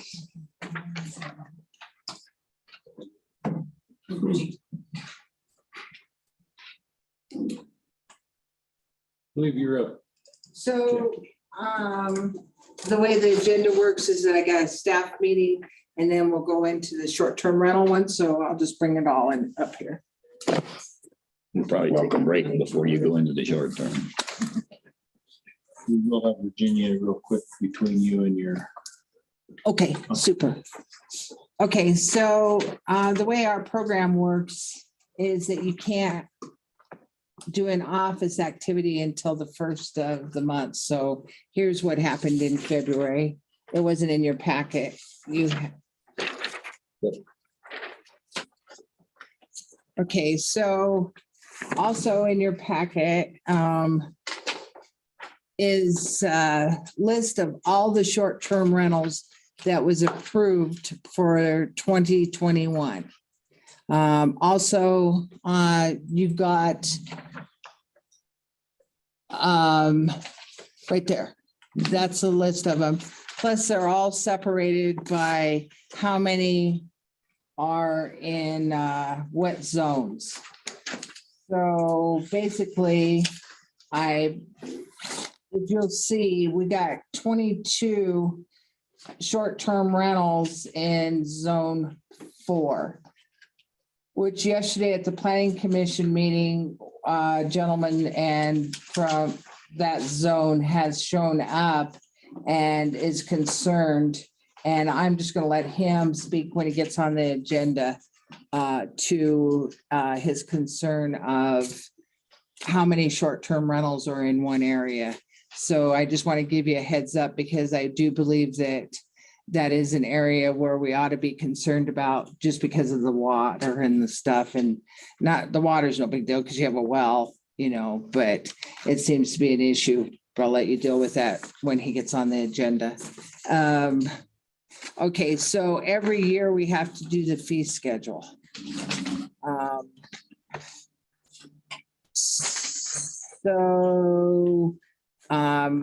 I don't know if you want me to talk about the office activity or you can just see it on the form. Yeah, whatever you got there, Jay. So it's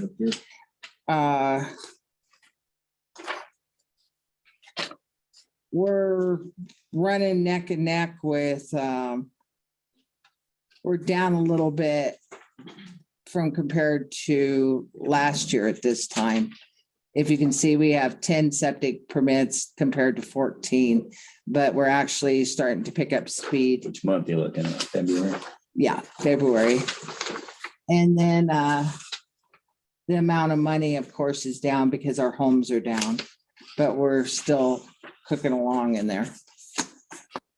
Okay, Jackie, so the permits issued year to date, let's look at septic permits. In 2021, you had 14 altogether. Correct. For the entire year. And as of February this year, you've had 10 already. Correct. To give people a sense of where we're at. So Yeah. if that holds 5 a month, that's 60 projected for 2022 versus 14 in 2021. Yeah.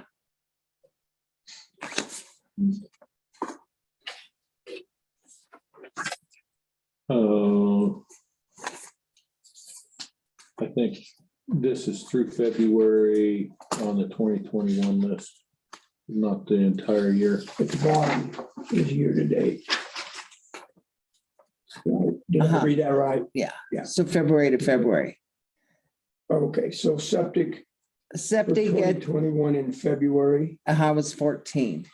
And so far we've done 10 septic permits till February. The end of February, we have in 2022, we have 10 septic. Right. The end of February in 2021, was 14. So that includes part of 21. The 22 number, it has a couple permits that were in December. Is that- No, not at all. It's just from the first of the year. Mhm. Okay. So we're down 4. Okay. Gotcha. Dwellings were up 1.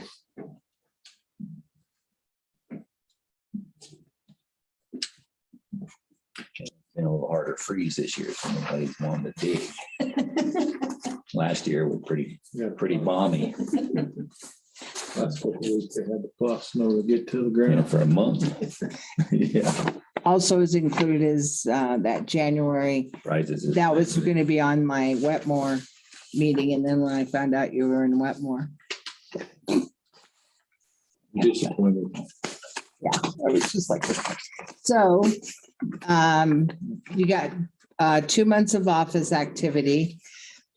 And now we're to the fee schedule. I didn't change anything and I don't have any suggestions. I think that it's all in line. We are a little compared to other counties, yes, we're low on our fees compared to like when you go to the board meetings and stuff. But I think for this county, it's right in line. I don't know if you guys have any suggestions, but I think we're doing pretty good with the fees we have. So if you'll agree, we'll just let these Same carry over, is that what you're saying? remain until February of next year. Let me ask a question, sir. Yes, you may. Thank you. Jackie, I think misstated at a prior meeting that we didn't have a fee for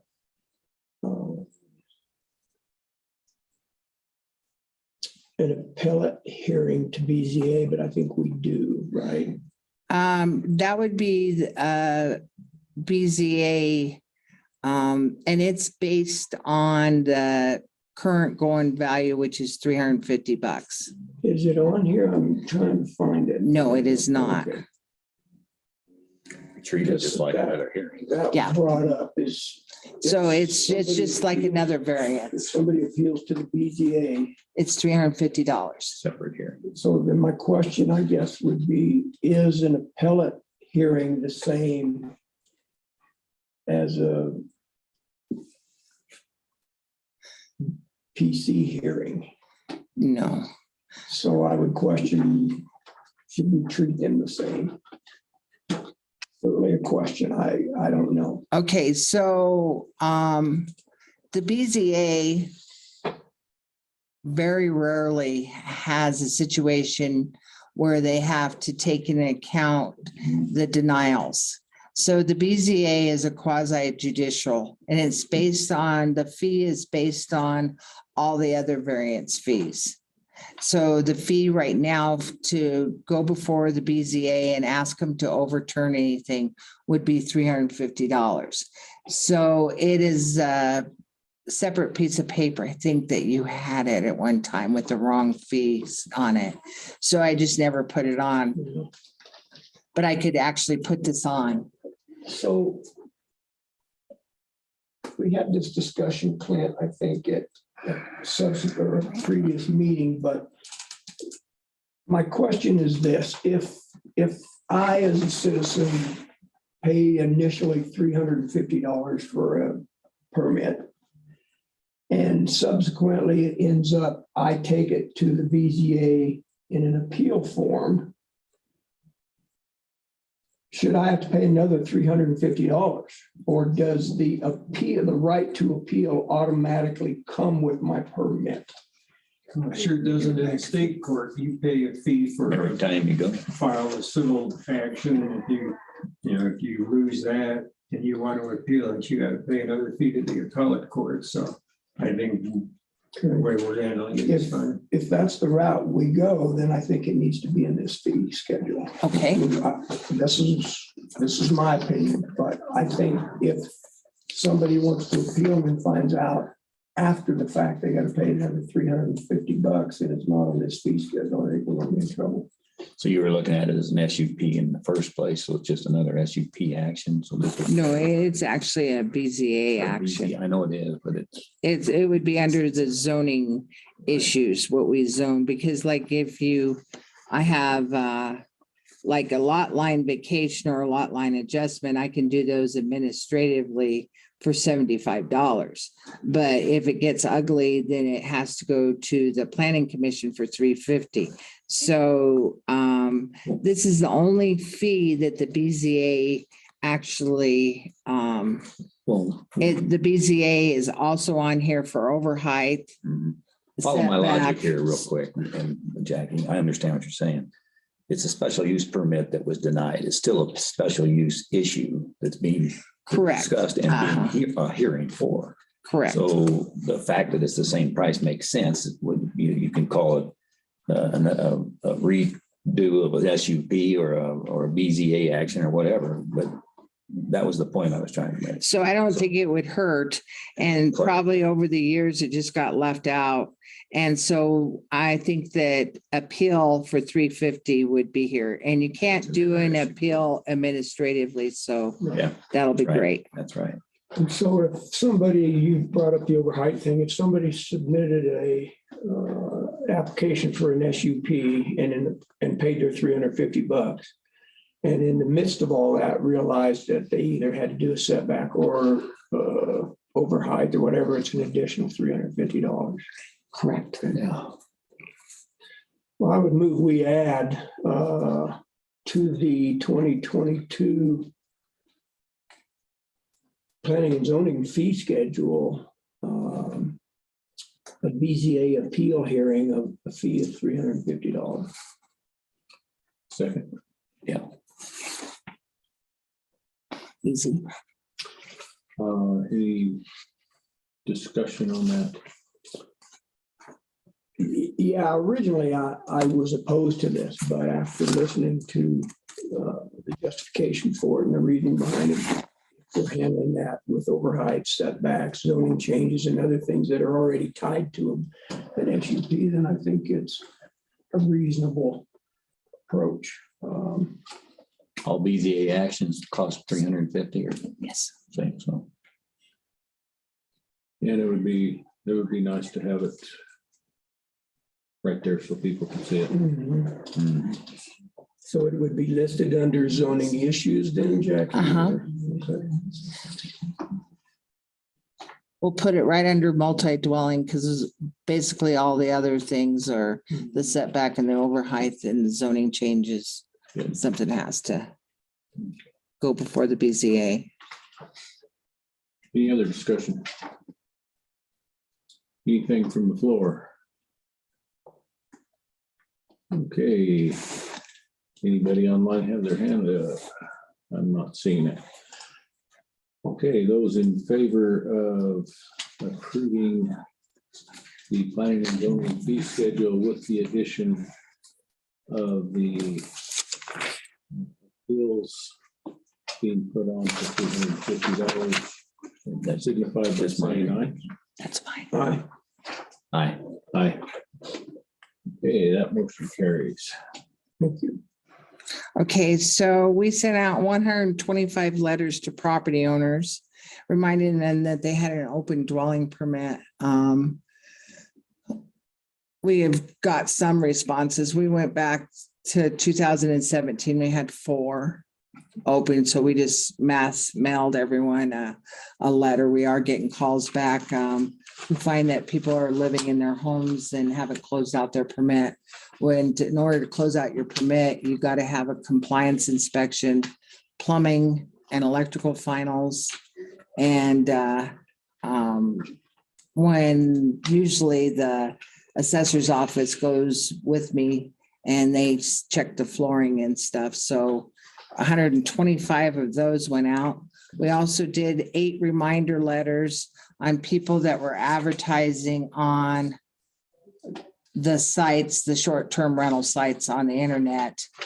We found 8 of them that were advertising and reminding them that they had to get an approval before they could continue. And we've actually had half of them respond. Should they be shut down immediately?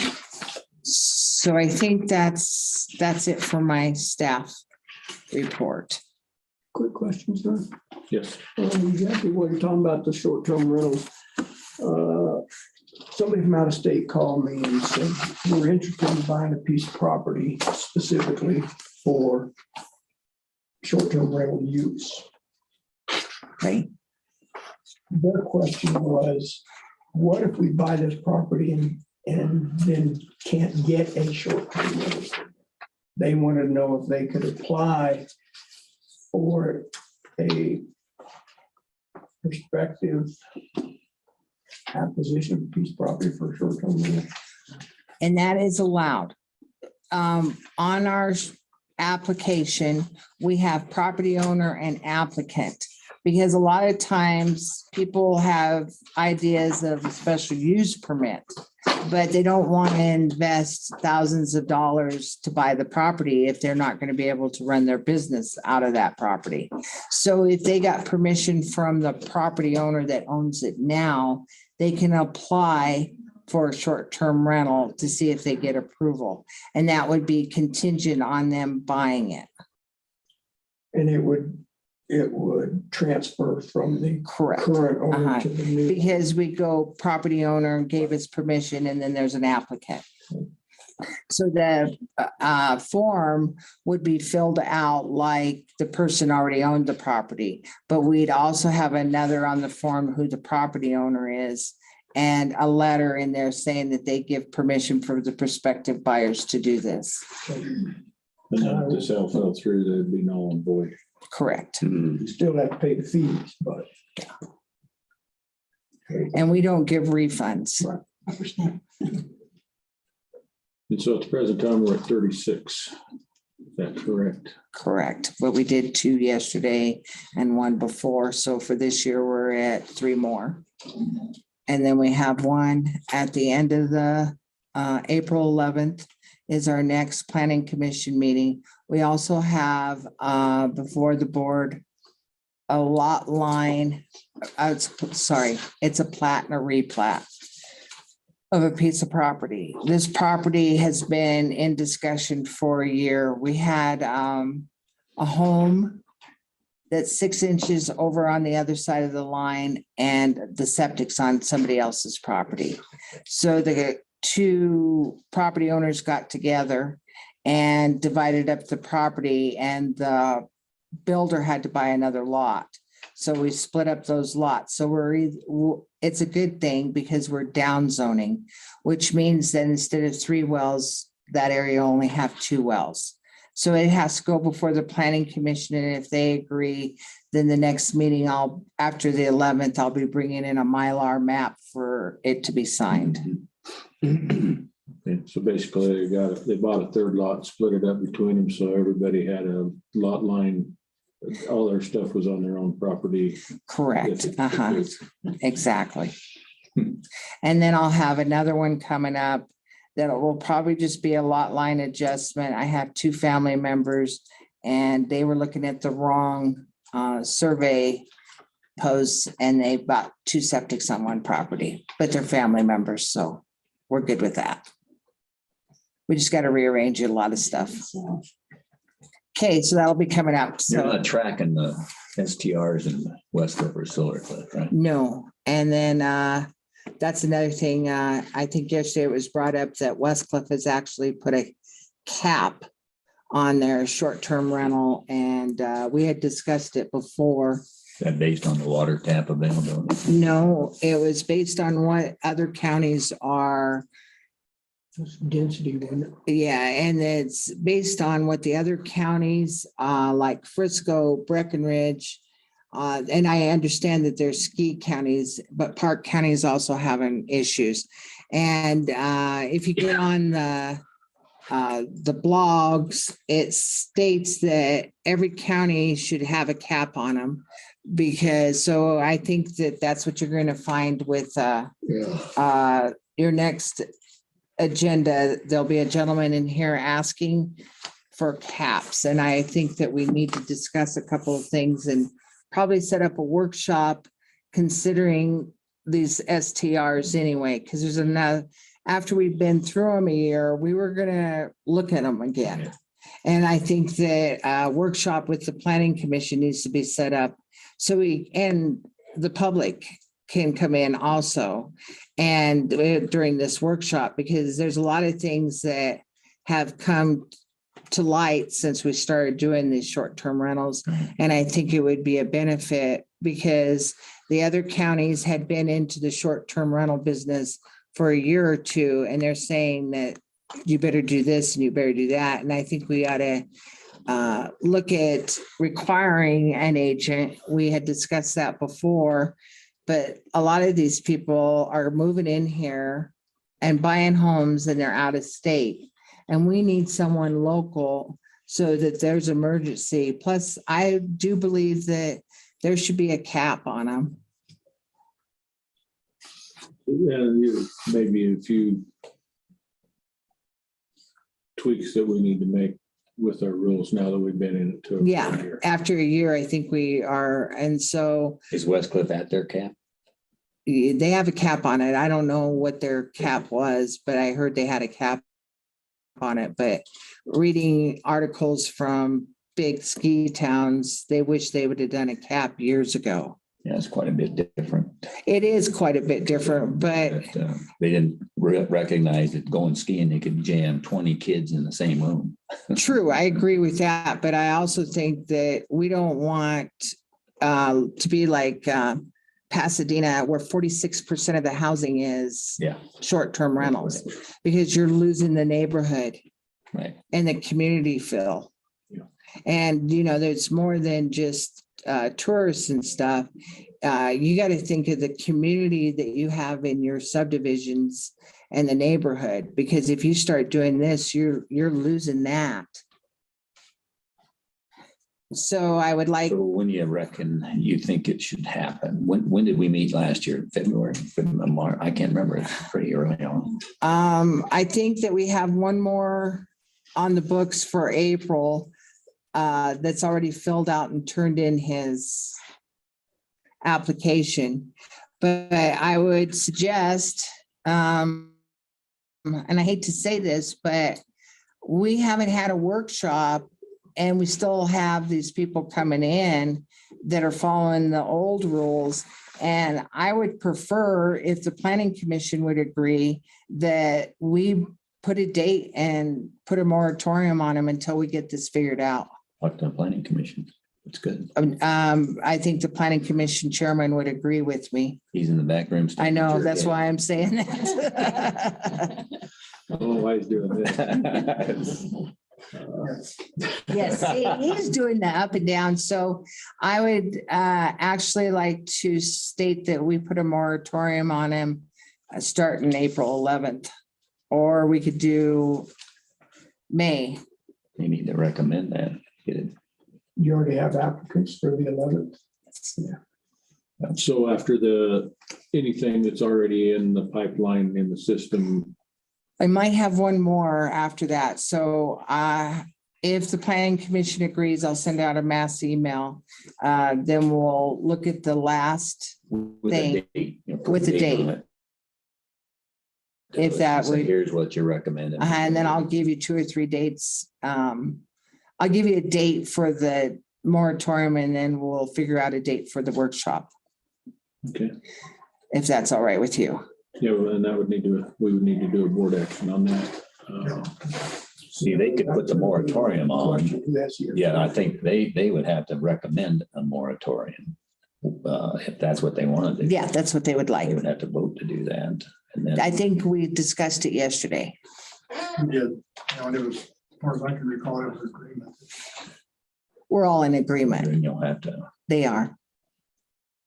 Would this be something that we could put on our mid-month, if you would be able to have dates for us by that time? I don't believe, because I'll have 2 more in the pipeline. Let me ask a process question to Clint. That we could, if you would have dates that we could address those. Oh, yeah, we'll have Vic and I'll get together and we'll get the dates. Because if we don't take action before that, everyone can still apply and extend that deadline. Correct. So Vic and I'll get together and he can send out a mass email, or I can, to the planning commission on dates that'll work. And then you'll get them before your mid-month meeting. And then we can have consideration of a moratorium of STRs on a mid-month. So that's, let me Sounds ask, agreeable to you, let gentlemen. me ask Clint first. So process wise, who has the authority to issue a moratorium? That would be the planning commission first and then Last time there was a moratorium, which was on PUDs. and- we did it. Yeah, so it's by resolution. So I Right. think we should do it that way. Yeah. So it was a recommendation on the PUDs and from the planning commission. And then it was brought before you and you guys did a resolution with PUDs and something else. It was plan unit developments, period, I think. Plan unit and subdivision. Pardon? Yeah, there was Subdivision. another one. Maybe There's two of them. So I guess you would need to work with Clint on that as well, to, if it falls to a resolution, so we could have that We will. Okay, that's it for me. to look at. Good deal, Lucille. Thank you. Okay, so I'll be sitting right here. Yes. Thanks, Jackie. Yeah, I believe we'll probably have that, if you can have that in place for our mid-month meeting in Wetmore. And that would be consideration between now and then. We'll have a resolution number for you. So we'll get it on the agenda. Okay, is Virginia handy by chance? Do you want me to ring grab her? Please. I think after Virginia, we'll take a short break and move on. Good deal.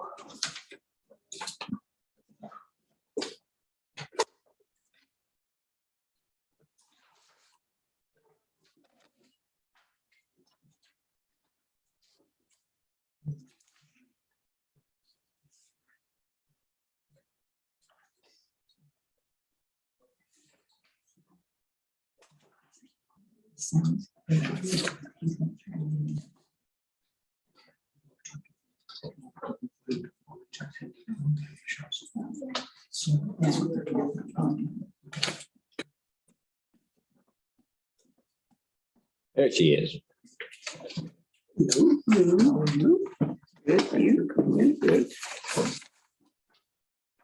Morning. Morning. Thank you, Virginia. Doing this regularly, or did we ever decide? It's regular. Okay. She decided. Well, this Now is not, you're up this and is not the running. regular. Right. But you're gonna have regular tasks. This is now. All right. So this first one is last year's. It's July. I have to put it, you guys are supposed to put it. You guys are supposed to put a semi-annual in the paper every 6 months. So this is what it appeared in the paper Friday. Just wanted to give it to you so you'd have it. I normally don't give it to the commissioners, but since we didn't have much reporting last year, this is yours. So this is a breakout of the taxes. No, it's Some of the the, taxes. no, well, yeah, well, kind of. CIC collects a lot differently, and you'll see that difference when I give you this report. If there's a zero balance on the account, it's not going to show on this report. So from now on, you will not see C1, RE2, RI, because they come in under this holding account, this collecting holding down on the bottom. Taxes go in there. And then when I distribute it and pay it out, Goes up above. it goes out. So like I said, you're not going to see anything from now on of the C1 and all of those. Because it's, Other districts. yeah, just the ones that I pay out, my, what they call trust and agencies that I pay out to, that I collect taxes for. So this is that the original? Yeah, probably. There you go. Now this one, oh, that's the bottom one. Can't really tell. This is January's, and you're gonna always get it a month behind now because of the way everything is paid out. The You'll holdings are see- showing us where you're holding it now. Yeah, the collecting holding, that's where the taxes are being held, but haven't been dispersed yet. So you'll see in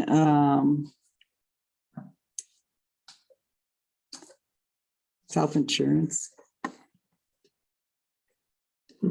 we're a little short, but I think it's the way you have to pay that out right away at the beginning of January, February. But we haven't collected all the money yet. So I think with this next disbursement, you're going to see less owed on that. There's going to be less of a negative. And Braden's going to talk to Sam about that if that's going to be a problem. Also, you'll see the same thing with the airport. They spent more than we've collected.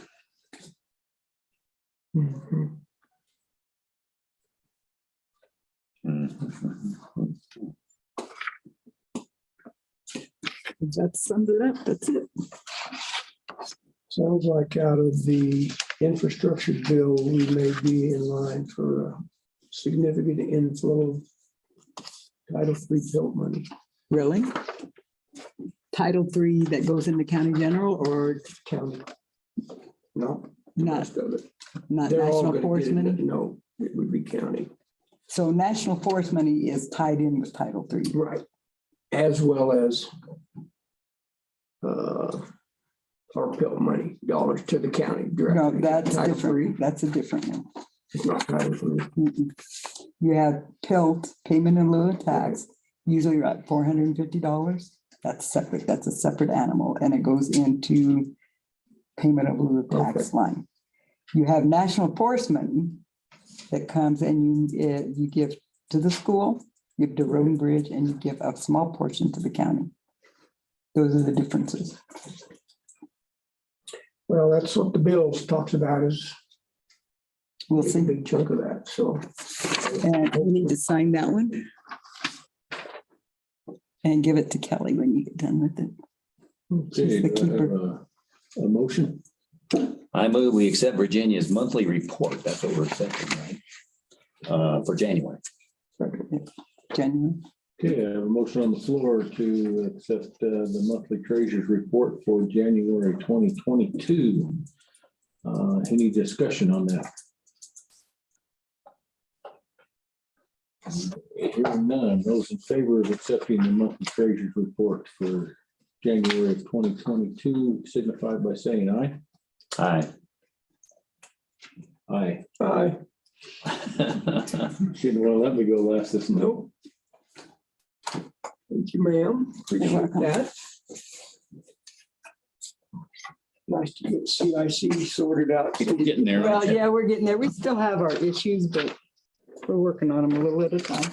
There you go. One day at a time. Take care, Virginia. 5-minute recess. I'll second that one. Thank you.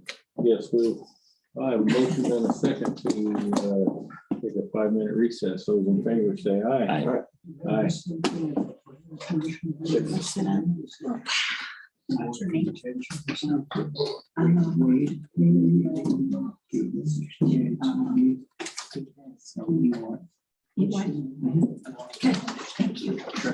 Hobble down the hallway here.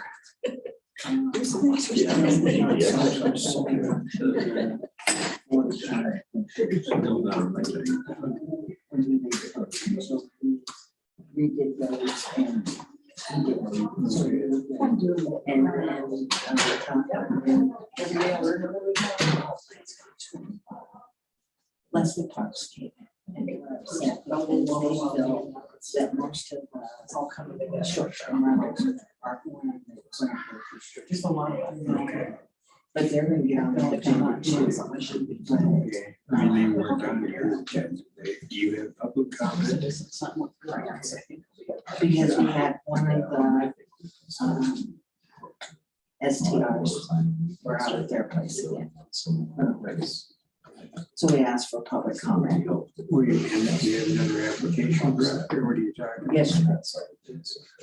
Oh, that was on one of the two that you, there was two you were Yeah, considering. we had one that was by Karita that was on a mining claim. And then we had one on, I think it was Cherokee. That they were both for STIs. What did you? But they have. And they, but they are missing some stuff. So there's, they won't come out. They look the same. To come back to you again. The, You said they've already got the condition. they have to clean up some of their stuff. I think of minor conditions. Like better contact information. There was nothing that'll go on a letter. Whatever it is, just opposing the application. I think. It's less than an officer. The president. He said, Don said he was. That's the. Okay. So they're gonna oppose anyone that comes along. Well, once you start doing something, you want to continue. Yeah, you gotta be consistent. But are there homeowners, the homeowners association that take any action? They said that they tried to, the lawyers said they should. Yeah, because that's. But there's legislation now trying to get it passed that it will be. In reference to a case Kiowa, I think Kiowa, there's an STR. Well, I guess that's. Was it Kiowa? They referenced the guy on It wasn't a place that I had recognized. I wrote it down on my notes. That's where there was nowhere who wanted an STR. In your country? Oh my gosh. I might have the wrong. You know what, there's some pretty good in the carrot, and that could be with the last Saturday, but the Saturday before. And I apologize, sir. you know, and I thought, geez, are they exaggerating? And it was because Not that well. they were. Bad. But then Sunday, we took a ride and he took me all up around. He's got 5 letters. Mason County. Yeah, That's it. Yeah. That's it. Yeah. So we really- Different Thank you for getting this out of there. Just Yeah, our It's, snow, Iowa. You know, I'm sure it's out. It has, 16 inches, I think, or 17 inches. Yeah. So this. Yeah. So they had a fire. That's well, that's what he talked to the guy that's running the I don't pines. see how you get. And the break into month that of without- February, they had said we should have to. So it's not- Probably should give And them unusual for them to say, you know? Yes, a how March and April. Yeah, yeah. So it makes you wonder what we're gonna get in March and April. Might be kind of scary. Well, we might get nothing. Yeah, yes, we might not get nothing. Yes, we never know. At least we got this. It's all so dry. That'll stop. That's crazy. When do you want to get why don't you, the only age group doesn't look like me or Sandy. Wow, they do it like, what are you doing this afternoon? I don't know.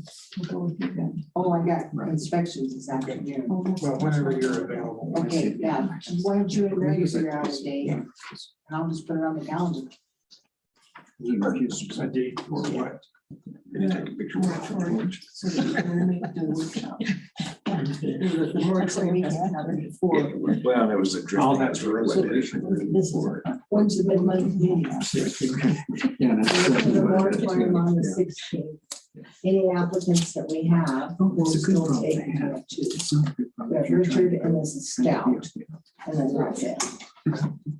And then. But if the, even if it's pending, the moratorium goes through, it's gonna put a hold on any applications that are in the pipeline as far as I'm concerned. We're gonna have one April 11th. But it's already in, she already has it. You already got that. And I already deposited It's the just money. one. Okay, well, then let that one. Where's that one? Is that in Corn Valley or somewhere? Oh, of course it is. Antelope Valley. Oh, Okay. Wait. Do you have an office up in Kirkpatrick? So we have a date then? Somebody told me that the other day. A lot of times people will come in our office and ask for. We don't have any. I have others. two. I have Richard Cleveland and a Stout. Are you ready to go? Resolution will say any application. We don't accept any. Watson's truck. It's out in Burlington. Burlington. And then, They're out of workshop. are you ready? Things were spun up here. Okay, I'm reconvening this meeting of the Custer County Board of Commissioners, Tuesday, March 1st, 2022. The time is now 11:05. And you are up. So on February 7th, you have the minutes that I sent you yesterday, and I hope you read them. And the Planning Commission recommends that Ned Urbizondo, MD, has applied for a short-term rental. The hearing was February 7th. The Planning Commission made the recommendation to the Board of County Commissioners for denial.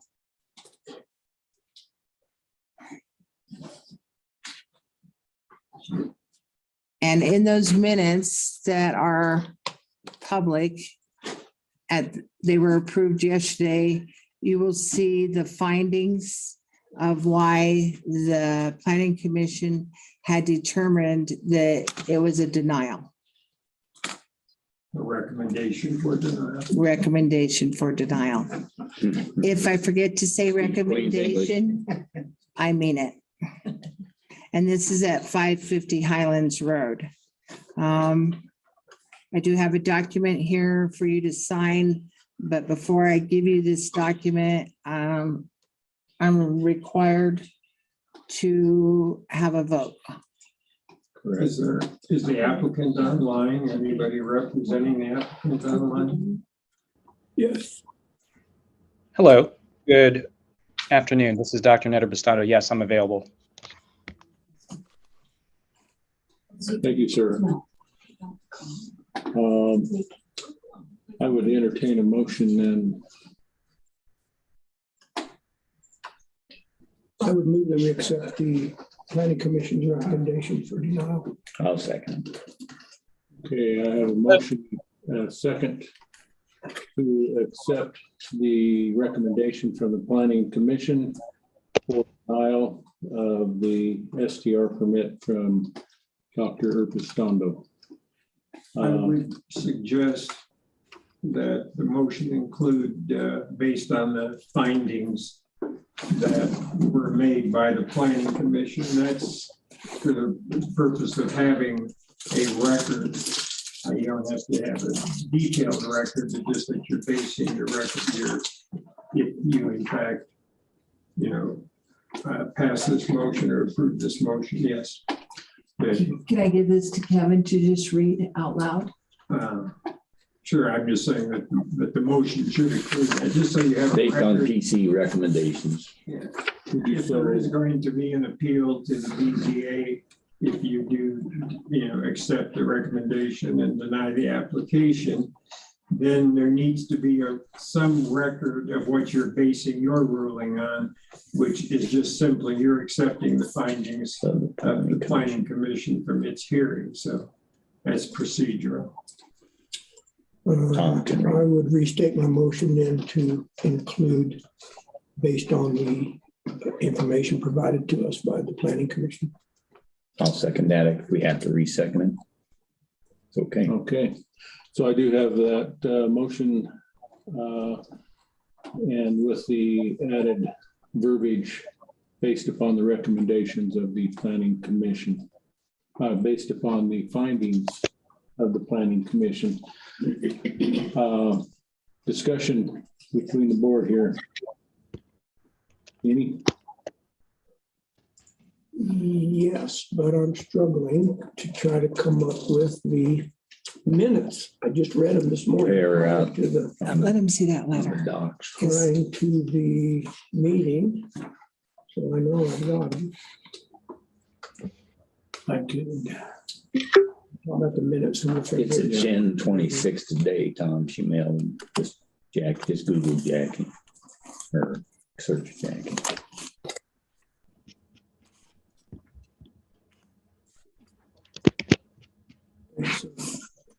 You get it? Okay. I just read on the field meeting, so. Yeah, so apparently there was some discussion again about the procedural stuff on how to go about this based on reading the minutes. Everybody had an opportunity to speak to the planning commission. I know there was some question about it was going to be 10 minutes, 5 minutes. As far as everybody had an opportunity to speak. Everybody had an opportunity to speak, and Ned's lawyer, Mason Simpson, was there, and the property owner's lawyer, Mr. Gately, was there. And then Clint attended as well. Missed that. And we did discuss some procedures and stuff, but that would be for another time. Yeah. Yes, February.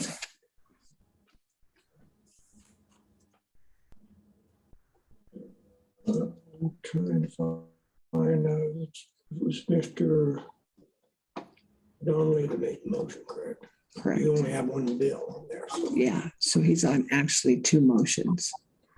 Right, that's what I was trying to sort out, that the final motion he made on page 5 of the minutes was to make a recommendation to be done. Good. And he restated it. Anything from you, sir? Okay, is there discussion here on the floor?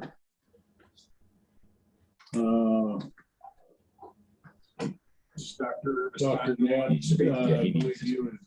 you have something you would like to bring to us at this time? Hello, can I be heard? Yes, I'm opening the floor to you, sir. Yes. So the last time that we were here during an appeal over a month ago, it seemed that the only prevention from it moving forward and overturning that decision was the timing on which they claimed the application was being made, stating that it was during a period in which it was an active short-term rental, which we've already proved was a false claim and incorrectly ascertained based on the dates provided on the initial application the first time around. And so now here we're just, seems like you're agreeing with the second denial when I was told based on the discussion for the first appeal that those claims were notwithstanding, it's fairly invalid with regards to their reasons. So I'm kind of confused how you're moving forward with allowing this second denial to take place.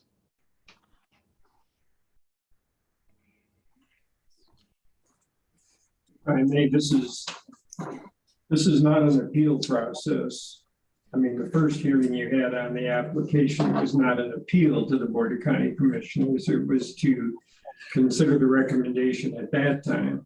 And then it was sent back to the Planning Commission. There was a second application actually that they considered, and another recommendation, the same recommendation. Well, to see, the first recommendation was also to deny. And this is the second recommendation, also to deny.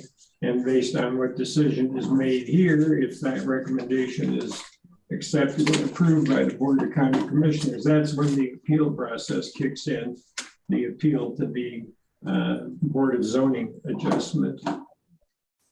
Understood. As long as it's very clear that every single time it's brought up regarding this application, a different reason is given as to why it shouldn't be approved. And every single one of those reasons seems to be shot down very efficiently. But, you know, given the nature of those individuals on the board, it seems to be allowed every single time for a denial without sufficient counter.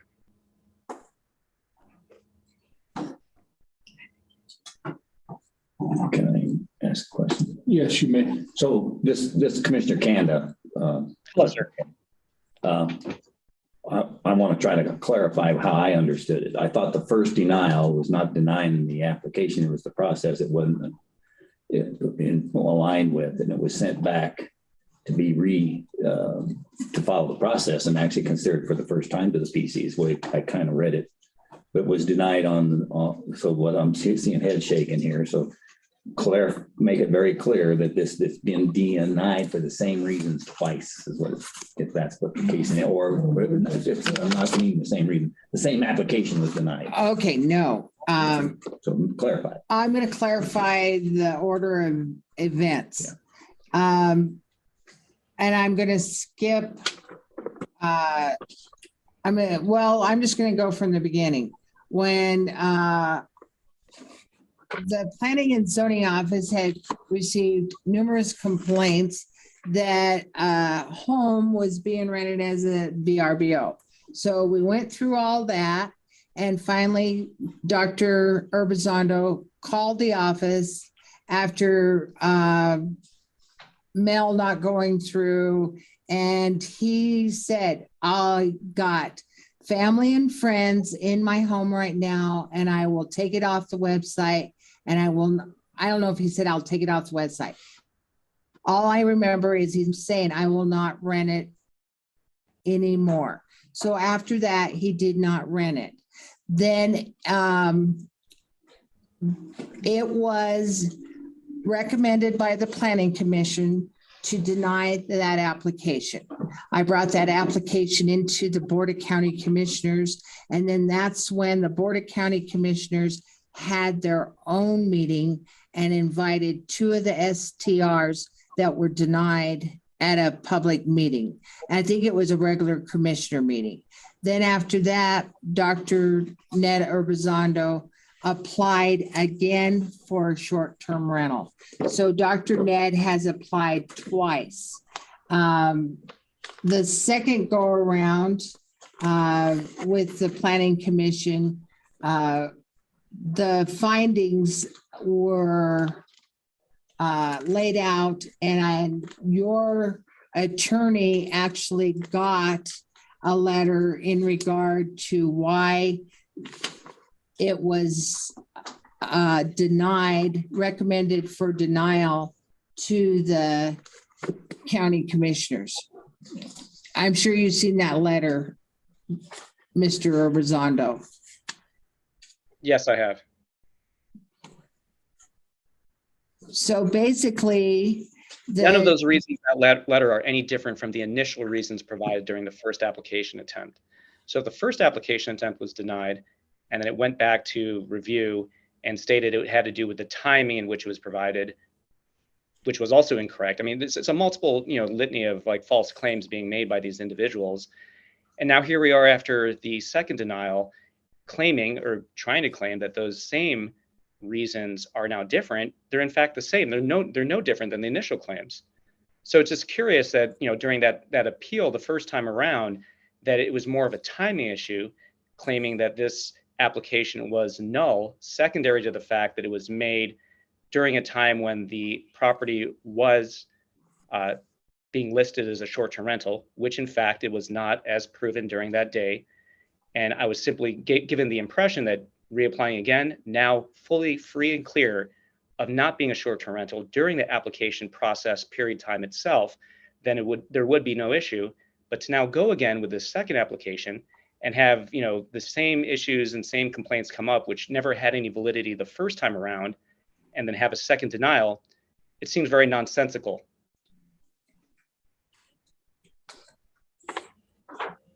Thank you. I might comment, this is Kevin Day, that again, that was not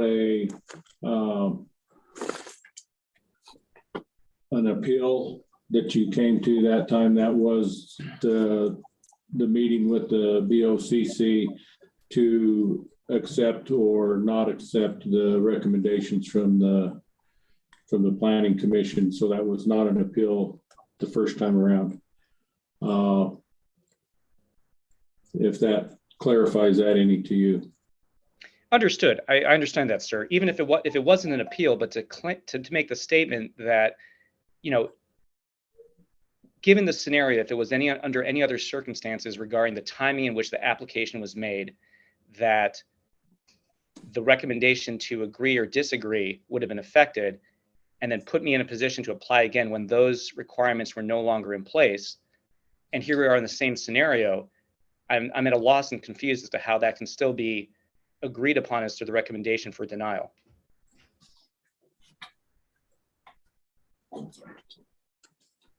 Tom. Good morning, Dr. Bistondo. Tom Flower, Commissioner. I was the one that made the motion today to follow the recommendations of the Planning Commission. I think I understand where you're coming from and that your sources of confusion and concern may be valid. Part of the process here is that the commissioners aren't part and parcel to everything that goes on in the Planning Commission meetings. We do and are required by our planning or zoning resolution to review all the documents pertaining to a certain special use permit. In this case, we're talking about short-term rentals, of course. I made the motion this morning based on the recommendation of the Planning Commission of their review of your most recent application. I think that probably supersedes what's gone on in the past, whether what went on in the past was appropriate, accurate, right, wrong, fair, unfair, whatever that may be. From my perspective as a commissioner, I'm looking at this based on the documents that we're looking at today from the hearing on the February 7th meeting. I don't know that that answers any of your questions or gets to the heart of your consternation here, but that's where I'm coming from, and that's why I made the motion. I understand. If anyone were to review, many of those claims are clearly scientifically unfounded. If it's your prerogative to move forward with your motion to deny and essentially agree with their decision to deny, it is what it is. But I mean, I want to make sure that's documented so I have everything in order moving forward. May I, sir? Yes, you may. Yeah, to your point, Dr. Bistondo, certainly when you look at the zoning resolution, the way it's written for short-term rentals, there ain't a hell of a lot of room in there for any science. Most of it is subjective. We take into account neighbors. We have public hearings based on that. There's not a lot of science based on people coming in and saying, we don't want this or we want this. We've gone through this zoning resolution and the language in there previously on other situations about dust and noise, glare. Well, how are you going to measure that? And we as a county have said, well, we're not going to try to attempt to measure the dust pollution, noise pollution, glare, and so on and so forth. We'll take it at face value. So, yeah, I couldn't sit here and argue the science with you at all, because I just don't believe there is. It's way more neighborhood oriented, way more I understand what you're saying, sir. You're exactly right. You're making it a subjective matter.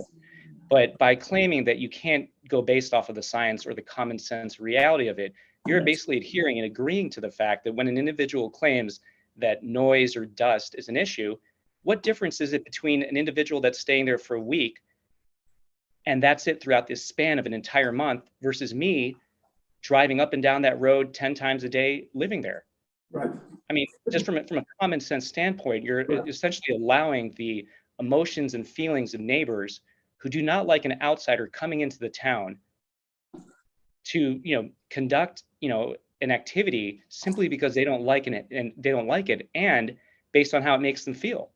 And that's extremely concerning for a community that claims to be open and willing to accept individuals and people to move in from all parts of the country. Point taken, sir. Thank you. Anything else? I just have one comment to Dr. Ned is, didn't your lawyer that had gone through the Planning Commission meeting? You probably need to address the you board. guys? Okay. It's not a back and forth between. Okay, I'm sorry. I'll address the county commissioners. For the record, would you state your name, please? For the record, it's Marcy Gregg. I live at 135 Highlands Road, and I've been to 3 of these meetings. This is my 4th. I'm just wondering if Dr. Ned's lawyer, Mason Simpson, actually got back to him on what went on at the planning commission meeting and why it was denied or recommended to be denied, because we as a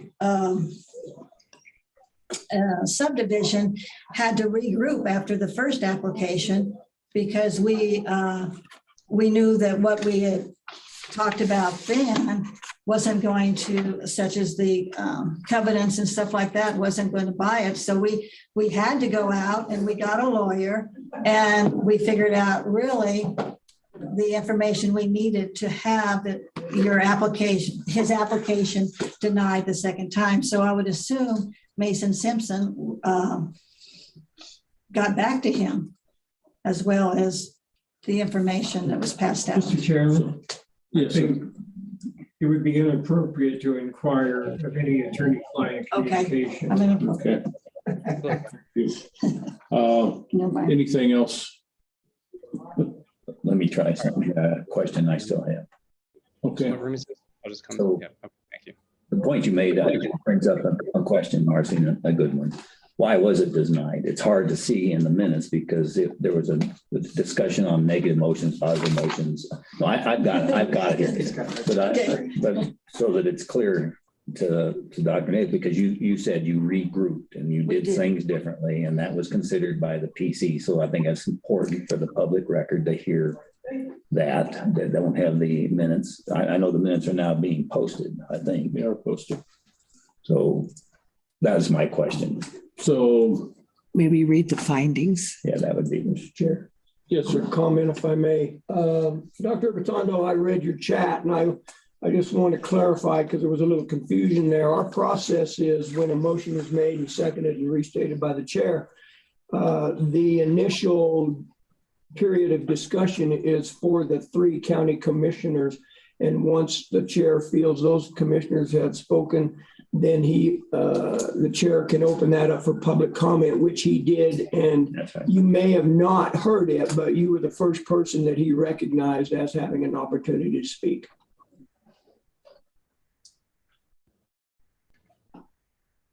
Yes, that's understood. Okay, thank you. Okay, I will read for the record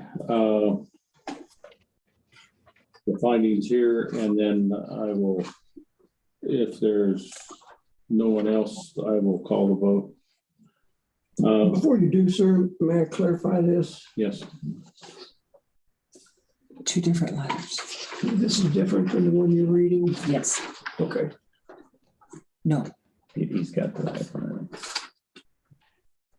Let's compare them. Okay, and the letter I'm going to read is the one that was sent to,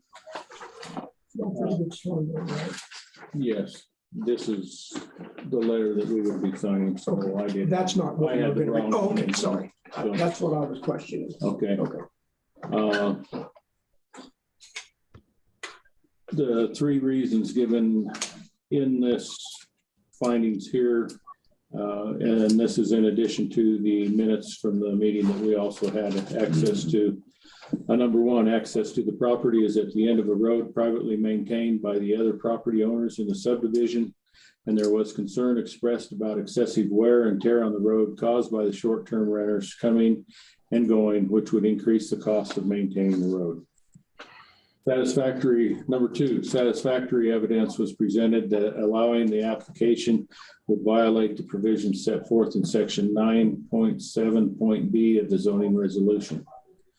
Number 3, the other property owners in the subdivision unanimously objected to having a short-term rental operation being allowed because it would affect their quaint residential character of the neighborhood. Pursuant to the procedure set forth in the zoning resolution, this recommendation of the Planning Commission will now be forwarded to the BOCC for a final decision. And Mr. Chair, you're stating these as the findings from the Planning Commission, is that correct? Yes.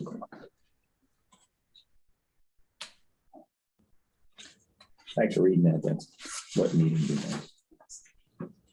Any other discussion? Is there any other hands up?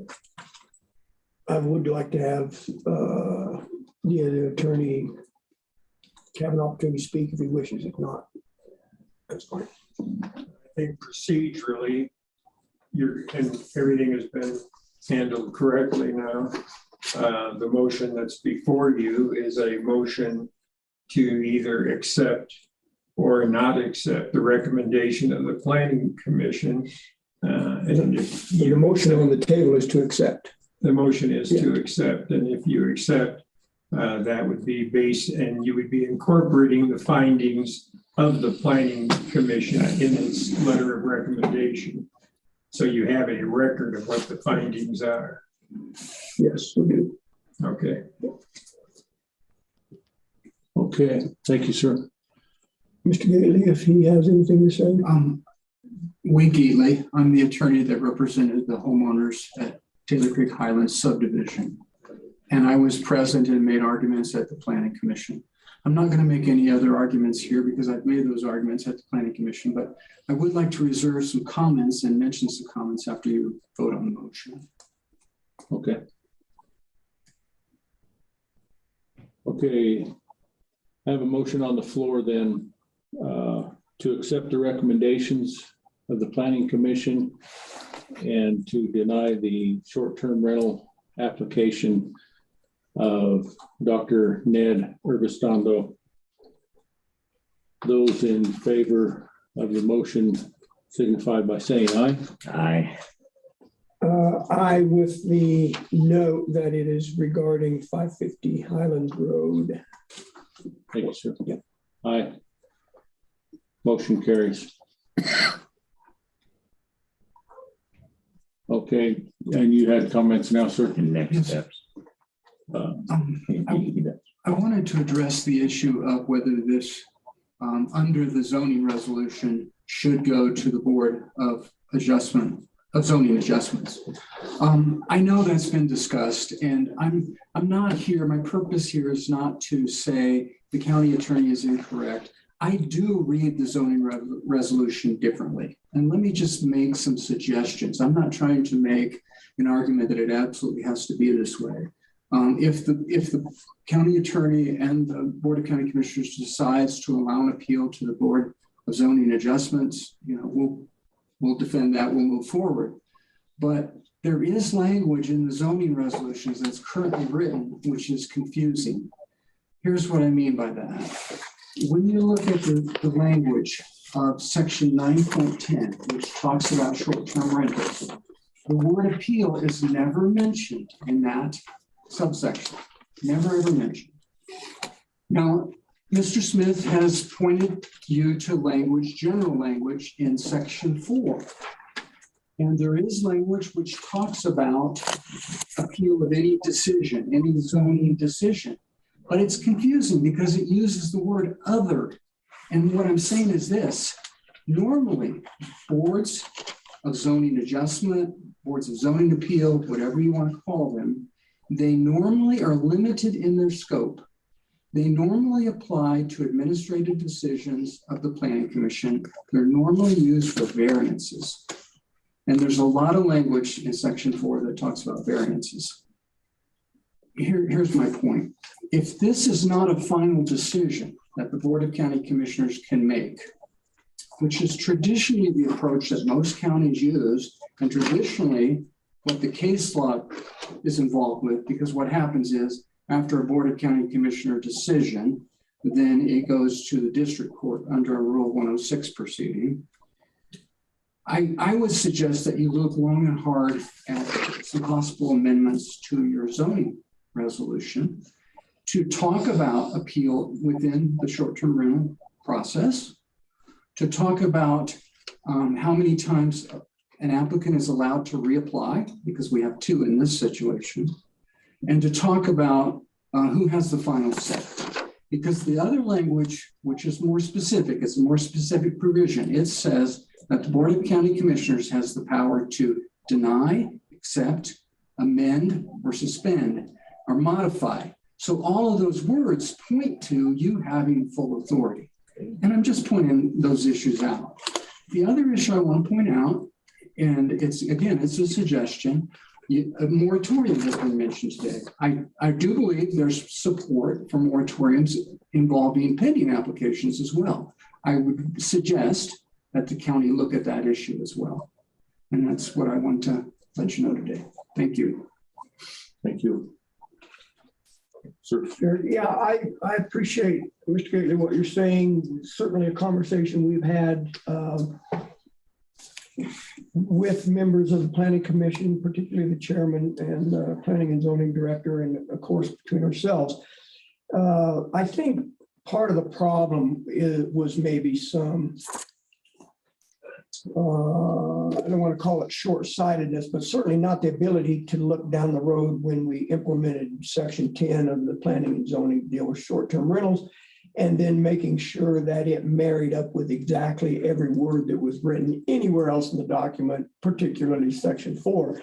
When I look at Section 4, A2, purpose of the BZA to hear and decide appeals from any aggrieved person or any person aggrieved affected by the grant or refusal of a zoning permit.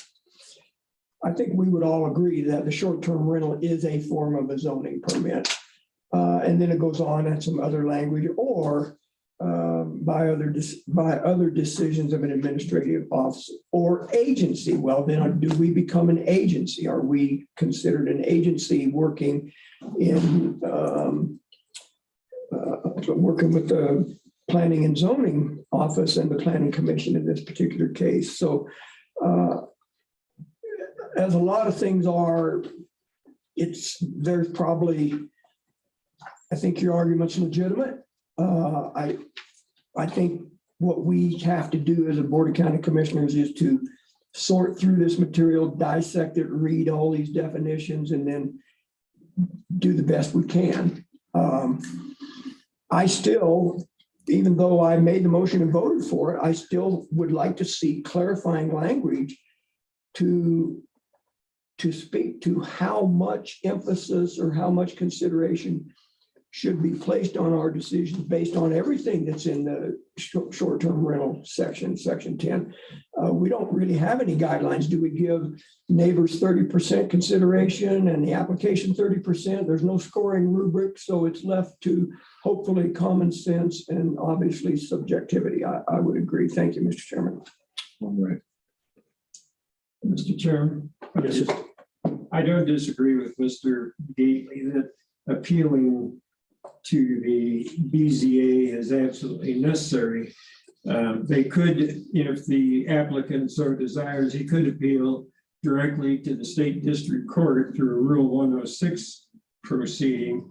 My belief, though, is that it's very likely the state would best bounce it back and say that you have not exhausted your administrative remedies under the zoning resolution, and that it's premature for them to consider this. So,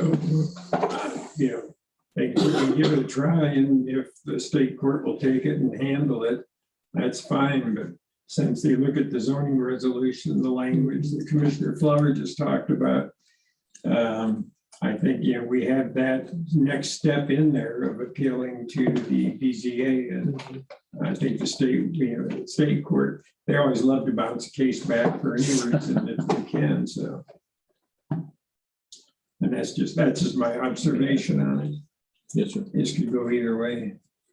Yeah, I'd like to add my 2 cents worth into on the same issue, because you made good points. And it has been confusing, because I was under the impression also that the BZA should have been the next step, and then the commissioners, in my view, also, because we are the ones that have the authority vested in us by the citizens for the ordinances and resolutions that this county has. That can also be appealed, which we just stated. Commissioners, that could go to the district as well. So that's something I agree with everybody saying things here, maybe that we ought to take a hard look at how we outline things and make it happen. And I'm good with it the other way around too, if it's clear. That's what it is. So I would like to say something. Please. Sure.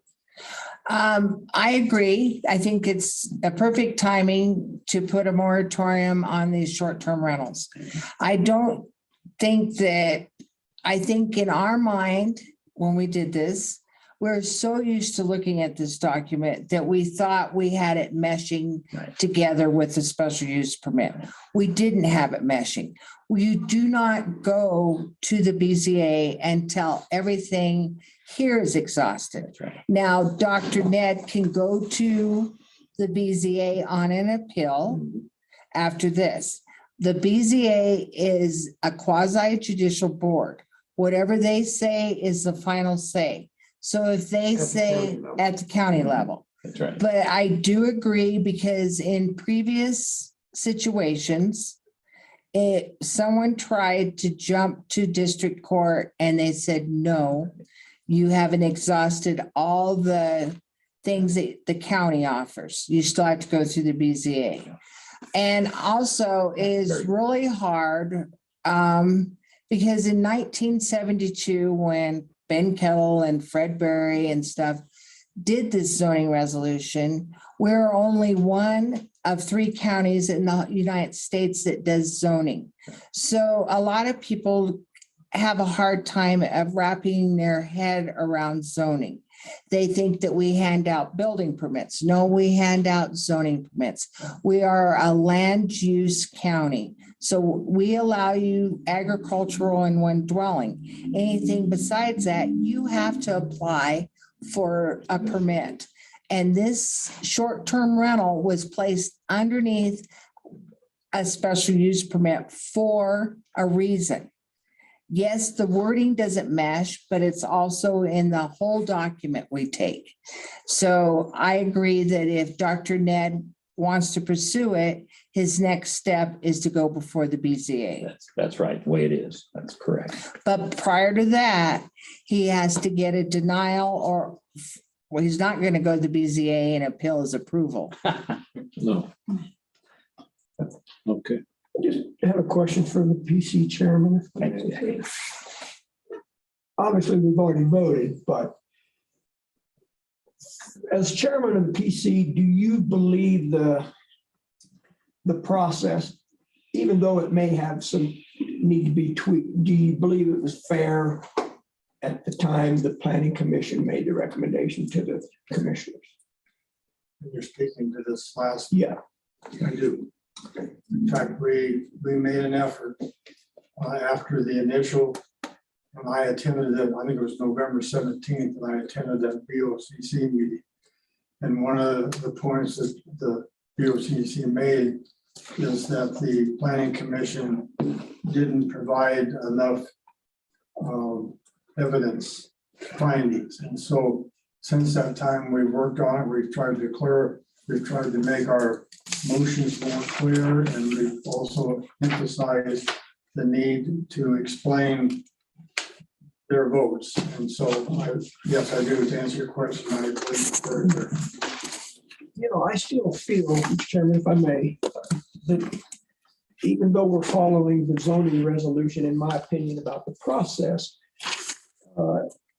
we have to be very diligent in doing what we're directed as BOCC members in this process. And that is to review every piece of documentation that the PC looked at, right? It's not a total disconnect, but if we don't do that, then we're at the mercy of not being able to answer Dr. Urbich-Tondo's questions about, well, why are you voting to deny? On what basis? Well, on the basis that that's what the recommendation was from the planning commission. That's certainly legal, but I just think the language is in here that we must consider, and it does say or shall consider all of the documents that was presented. And so I think early on, the first 2 or 3, we were probably a little lax in that, although we didn't deny any of those. But as long as the planning commission feels like the process as it is today is fair and that you followed that process, I'm still good with my motion and my vote. So I think it was fair. And we've talked a number of times, Jackie, you and and I've talked with the other commissioners, is there is a need. We've been through this a year now, and we've made some mistakes. Like Mr. Gately said, we don't say what we really mean in places in that STR. And one of the things that we don't say is that the planning commission makes recommendations. We need to specify there, the planning commission makes recommendations based on approval or not approval, or just little things like that we skipped over and didn't do, and we need to correct this time around. And you said, though, that you have made some mistakes. I guess my question really gets to the crux. If we cut through all of it, do you think there were any mistakes made coming with this recommendation on this particular application? I do not. You think you sorted those out before you ever got to this? That's correct. And you're good with that, and you did a good job of explaining it, Jackie, the process that we need to get into the BZA piece of it. That's why I wanted to get it on the record. Thanks. Do you have more for us? No, sir. Okay. I guess I will excuse you then, ma'am. Will you sign my letter? Yes, I will. And then I'll excuse you. It needs to be recorded. Thank you, Commissioners.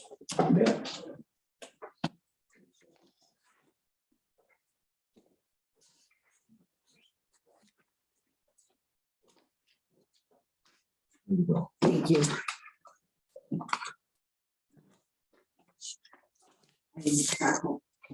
Okay, our next item of business will be consideration of reinstating commissioner duties. This was put on from 2 months ago, and it is time to revisit that issue now. And I think to begin with, I will put a motion out so that we can go on to discussion. And I would move that we reinstate the managerial duties of Commissioner Tom Flower back to him at this point. I'll second it. Okay, discussion.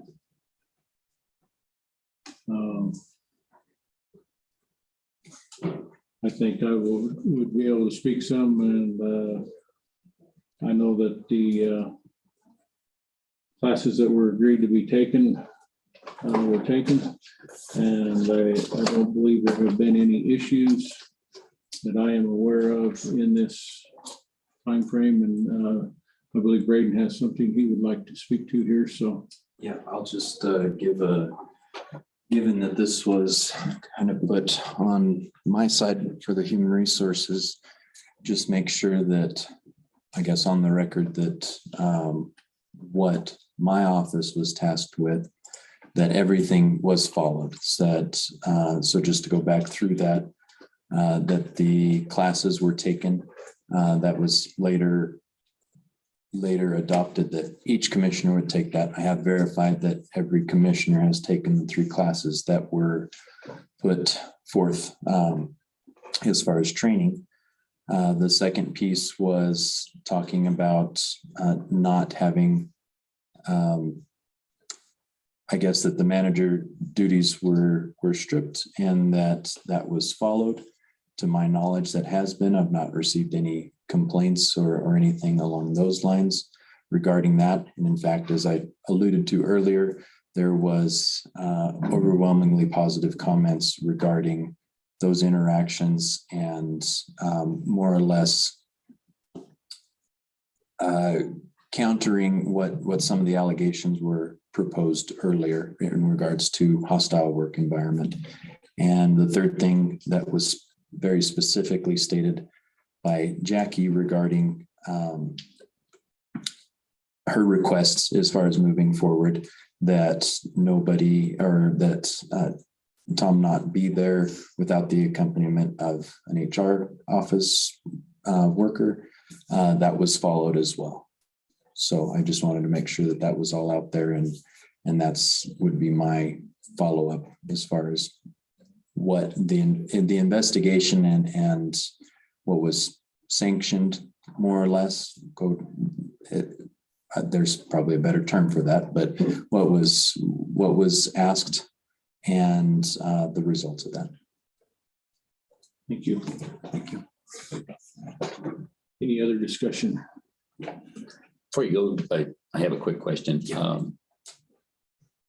Moving forward, I want to understand, we did the things that, first of all, were necessary to do, given the circumstances, that we could do legally, and that was to rectify the problem. So let me make a couple statements here. First of all, Tom is not a victim. The employee or the employees that are impacted are. So I'm looking at it from that point of view.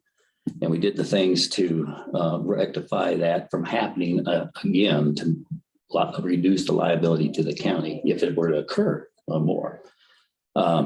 So the stipulation that Jackie be accompanied, does that continue? Is she gonna be happy if we reinstate that? Is that also embedded in that doesn't occur any longer? What's her terms of continuing, first of all? Well, no, I guess that hasn't been clearly defined. That wasn't spoken to as far as this being an end date.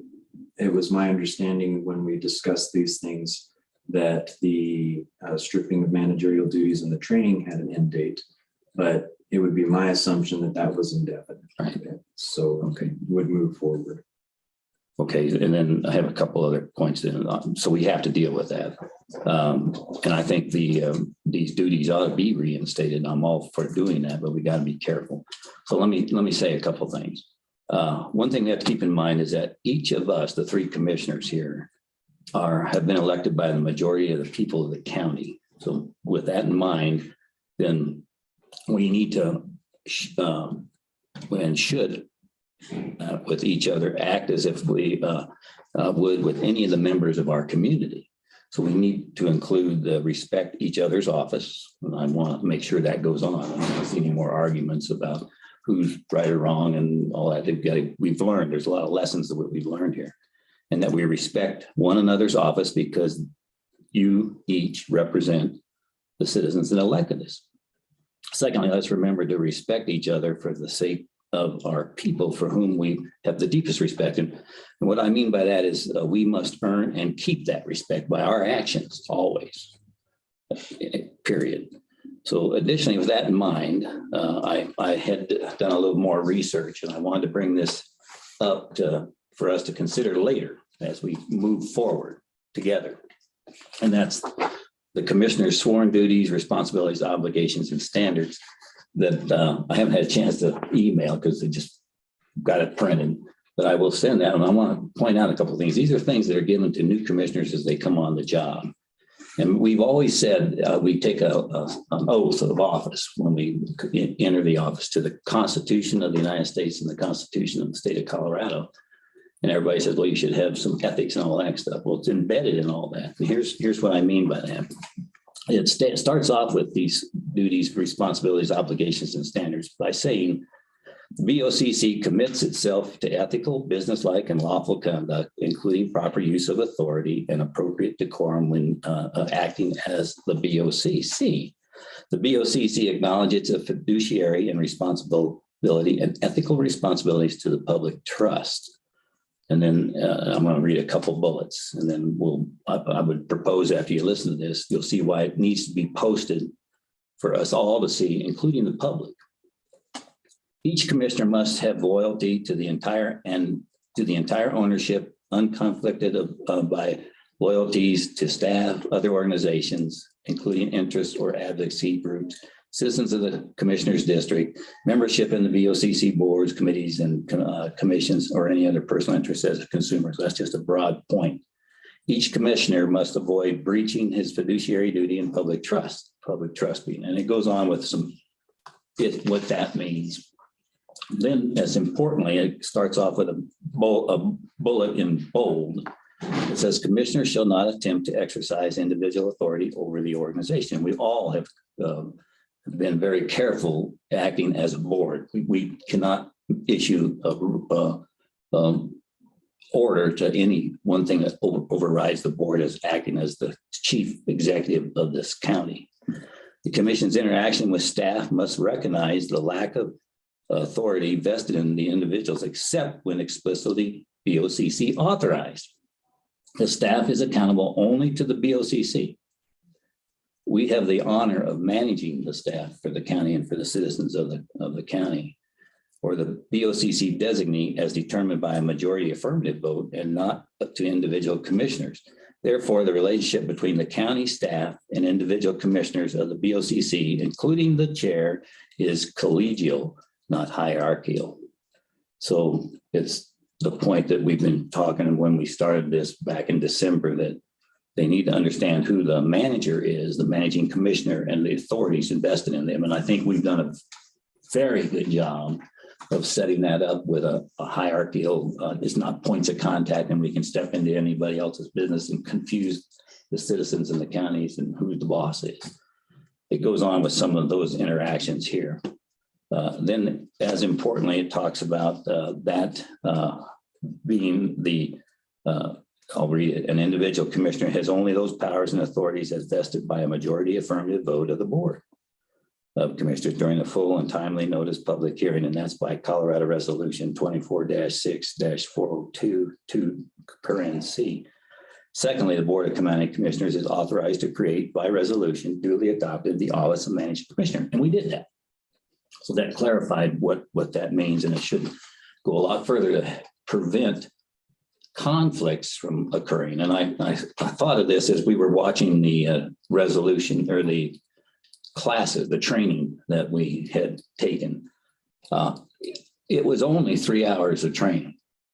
And that's how much training do you need to do to be this responsible, ethical person that we've sworn to be? That's, who knows? That's debatable. And that's why I'm for going forward, because the burden of not doing that is based upon in each one of us. We have to be ethical. We have to be not a bully, all of the conflict causing or whatever might occur. And I did, and this isn't just Jackie, I did in my research, that's why I brought it up. People did not want to come forward, and that's not the majority of the county employees, but there were other employees that would refuse to speak and other employees that were gone. So we want to get beyond that. And I mentioned it yesterday in our staff meeting. We need a world-class HR process and policies that we have our people comfortable in going to you and others to resolve the conflicts that could arise either accidentally or erroneously or just blindly.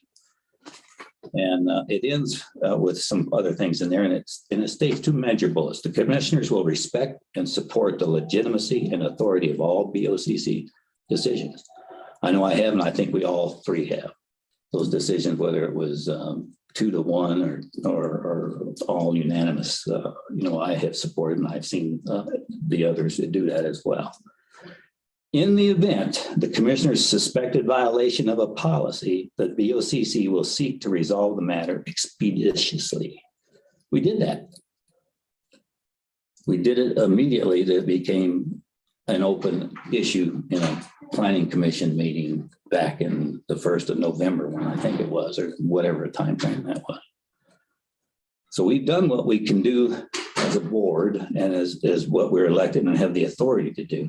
The rest is upon our shoulders individually to uphold the standards and ethics and obligations that we've sworn to do. If a commissioner suspects a violation of a board policy by another commissioner, he or she shall bring the matter to the attention of the individual and the BOCC. So we have that obligation to each other going forward. There's, in my view, this is a very good, I wish we'd have had this. This is something that if you're not going to the CCI courses enough and you don't get to take some of the classes they've had, or as a new commissioner coming in, I know that Tom and I both came in off cycle on a problem where people were recalled without any training. And the first day we were instated, we were presented with big decisions to make without understanding the full meaning. And part of that was taking on the points of contact. We looked at them as points of contact, not as actual departments that we were managing. And I'm glad we straightened that out. So I applaud, I know we've learned a lot, and I applaud those actions. So perhaps, additionally, with that in mind, the sworn duties and obligations and standards that we commissioners are take as public servants, we take that solemnly. These are real. This is not a bunch of words on a page that somebody invented as a code of conduct. It's what we've sworn to do when we swore allegiance to the United States Constitution and the Constitution of Colorado. So I think maybe moving forward, I don't know what else would be in order. We got to talk with Jackie and find out. And she's the one that's agreed. I don't know. I haven't talked with her. I don't know what her desires are if we give back these authorities, because I know that she falls under Kevin now as the managing commissioner, so that shouldn't be an issue unless she's still afraid of walking into the office by herself or whatever. We need to clarify that. Maybe an apology, Tom, maybe, I don't know, assuming that you successfully completed this, which you have, is required. You've done that before reinstating their responsibilities. You did apologize publicly at that time. So I think you meant it. It might be appropriate to apologize now to specific individuals who felt undue pressure, that being Jackie now. I don't know if that would make a difference now or not. Just a thought here. The wording and method of apologies could be gone over if that's the case with Clint and Braden, but maybe we don't need to go that far now. Lessons learned. Again, assuming the successful completion of the training, which we have, I think, verified, and whether or not I know I asked you the other day, how many courses are there? There's another 25 courses. I know over my professional career, both in the military and in the civilian contractor arena, they are always training, but not online. They train in person with a day committed, a half a day of actual hands-on training by professional people to setting up scenarios and dealing with the current laws. Look how much has changed in this last year of the woke part, where do we draw the line? When do we get in trouble? We don't know a lot of that yet, to be determined in some cases. What are the other lessons learned that we can post? Or I think we've got a good start, maybe posting the org chart for the world to see. I would like to see this published, and we can vote on that at some point. We can take a look at this and decide how do we want to handle this. Post it. It's fact. It's what we swear to do. It's something that the citizens of the county need to hold us accountable to. If you look at it, it tells you if your fiduciary responsibilities, the public trust that we need to keep and hold. It's a good thing to have. And if we don't vote to do this, I will personally pay to put it in the paper as an example of things that I've learned personally as a commissioner, that keep reminding me of what I have sworn to do. That's my 2 cents worth. And we can talk about that and how to post an org chart, and maybe put it next to this so they understand what a managing commissioner is actually managing. Something to think about. So with that, I do support reinstating Tom, but we do need to clarify what Jackie's expectation is. So we may have to have another talk with her or something to understand it. Well, I think I will speak some to that. When we started this whole issue, Tom did agree to not visit her office unattended. That was the requirement that was put forth. To the best of my knowledge, that has not changed. And that being said,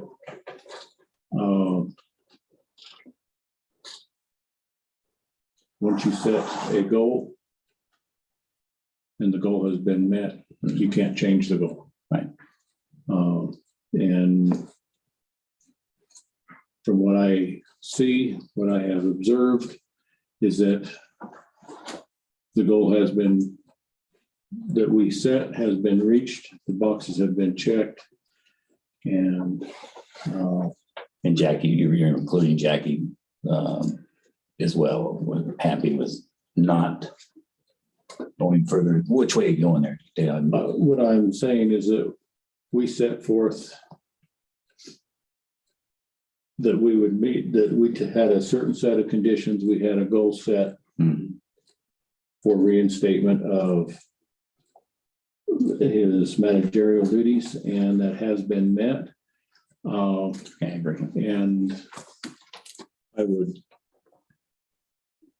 ask that if your agreement to that original condition as to being accompanied in Jackie's office, if you were still willing to honor that at this point, I guess would be a question to you.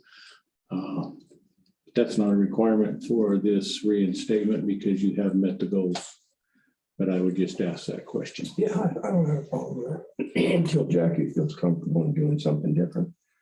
No issue with that. Okay. Speaking to some of your other points, I think I would like to see that. Yeah, because that is something that I think we were all kind of denied access to because of conditions when we came on. And yeah, I didn't mean to things of vote that on this nature. today, it's just to get it to you. But as far as my statement is, once you set a goal, the goal is reached. You're at the end game at that particular situation. So a couple comments if I may, sir. Yes, sir. Nice speech, nice lecture, Commissioner Candid. I don't buy it. Doesn't hold water. I'll tell you what holds water is us doing our freaking jobs. That's what holds water. Making this job, this commissioner job, a full-time job, and not coming up with a lot of excuses why we can't do this and that. I said I was going to come on Fridays. I came on Fridays because that's what I committed to. And now I hear, well, that schedule didn't really work. No, it didn't really work because you wouldn't do what you said you were going to do. Should have been here 8 weeks in a row. I should have been here 8 weeks in a row. I missed 2. So I don't buy this whole thing of, well, that schedule really didn't work. Well, hell no, it didn't work because we didn't commit to it. We don't commit to a lot of things. Now, whatever you two are going to decide, I get that because that's how this board works. It's a majority. But I'm telling you, there was a lot of dishonesty, a lot of lying, a lot of misrepresenting, and a lot of throwing another commissioner to the wolves. Don't talk to me about respect. I'm sorry. It sounds nice. That doesn't fly. I admitted, and I admit to this day, I made a mistake when I said dropped the F-bomb to Jackie in a private conversation behind a closed door. I admitted to that. And I apologize. Don't come in here and ask me to apologize anymore, Mr. Canada. I did that in a public meeting in front of a lot of people, and I was humiliated and embarrassed by it, and I did it anyway. So I'm sorry, I don't buy your, well, maybe you should apologize again. That doesn't fly. Now, I told you once before, about 3 years ago, I'd never tell you how to be a commissioner, and I didn't expect you to tell me how to be a commissioner. Those cards are off the table. You want accountability? I'm all in on accountability. The day you guys don't think I'm doing my job as commissioner, you confront me. Publicly, privately, I don't care. And that's going to buy me the right to do the same thing. And it's going to get ugly if we don't change our ways. And I say we. It's easy to run our gums and talk a lot. It's a hell of a lot different to come to work every day.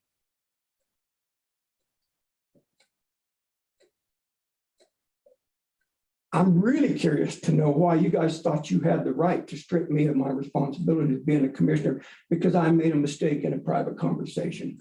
I'd like to hear that justification. And then I'm really interested in to see how we're going to move forward. Now, you guys are going to sit there and decide what I'm going to do and what I'm not going to do. And that's a bunch of BS. Let's put all these management positions back up on the table and let's take turns and let's divvy those up. Because that's transparency. That's not a good old boy system.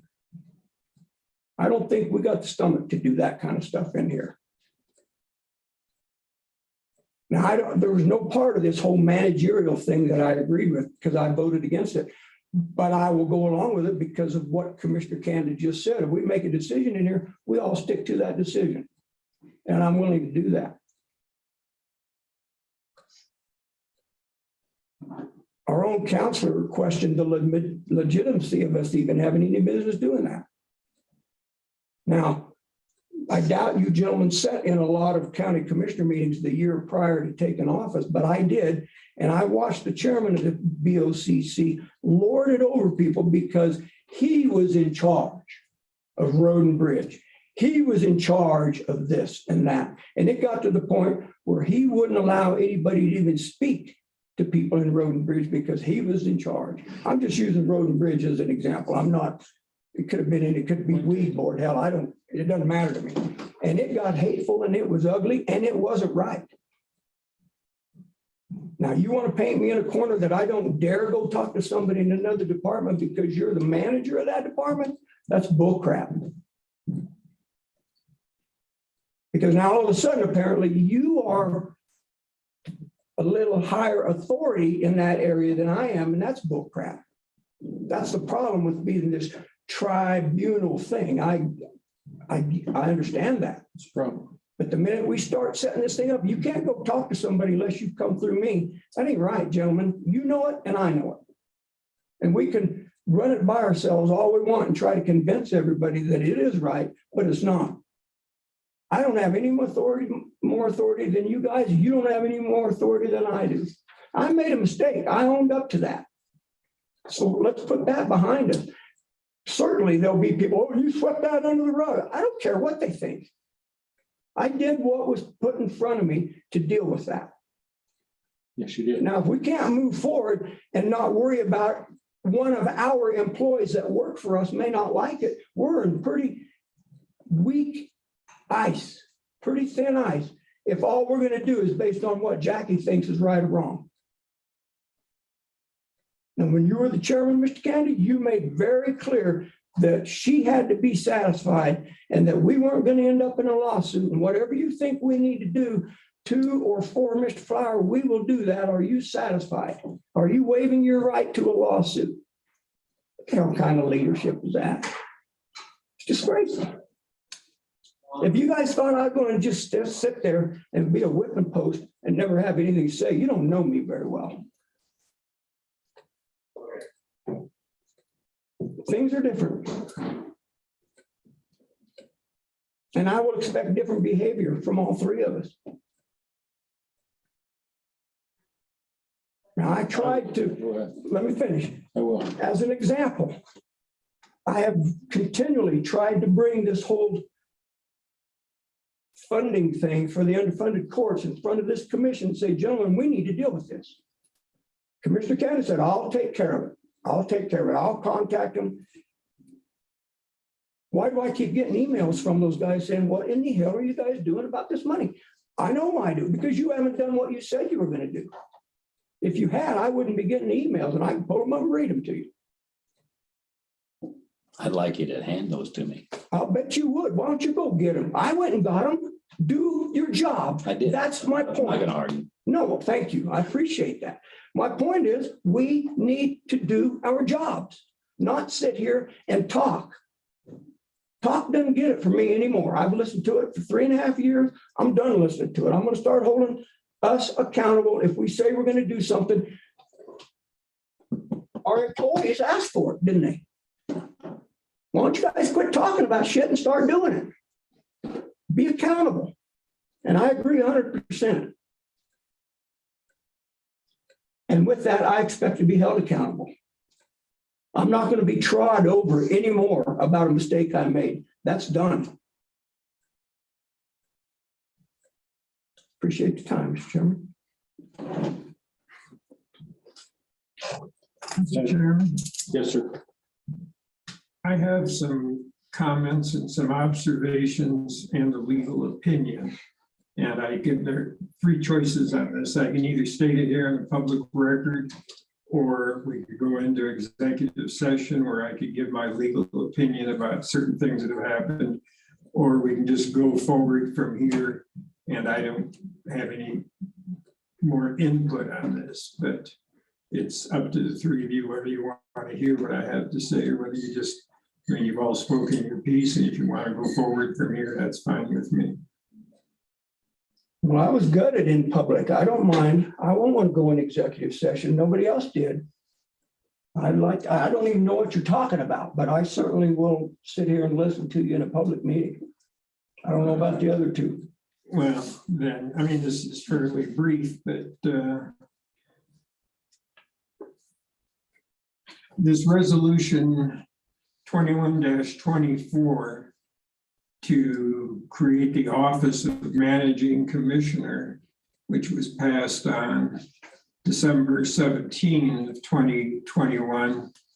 I was not aware of it until after it had already been voted upon. It was the day after I had my hip surgery and I wasn't around.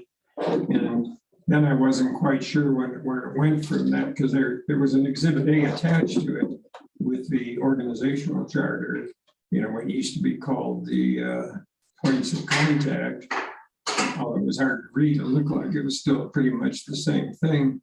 And I pointed out to all of you in a memo that I didn't feel that the statute authorized a managing commissioner, which this, you know, the statutory language that was dependent upon in this. But then I saw the minutes from that meeting where this action was taken to strip Commissioner Flower of his duties and impose some sanctions on him or certain conditions on him.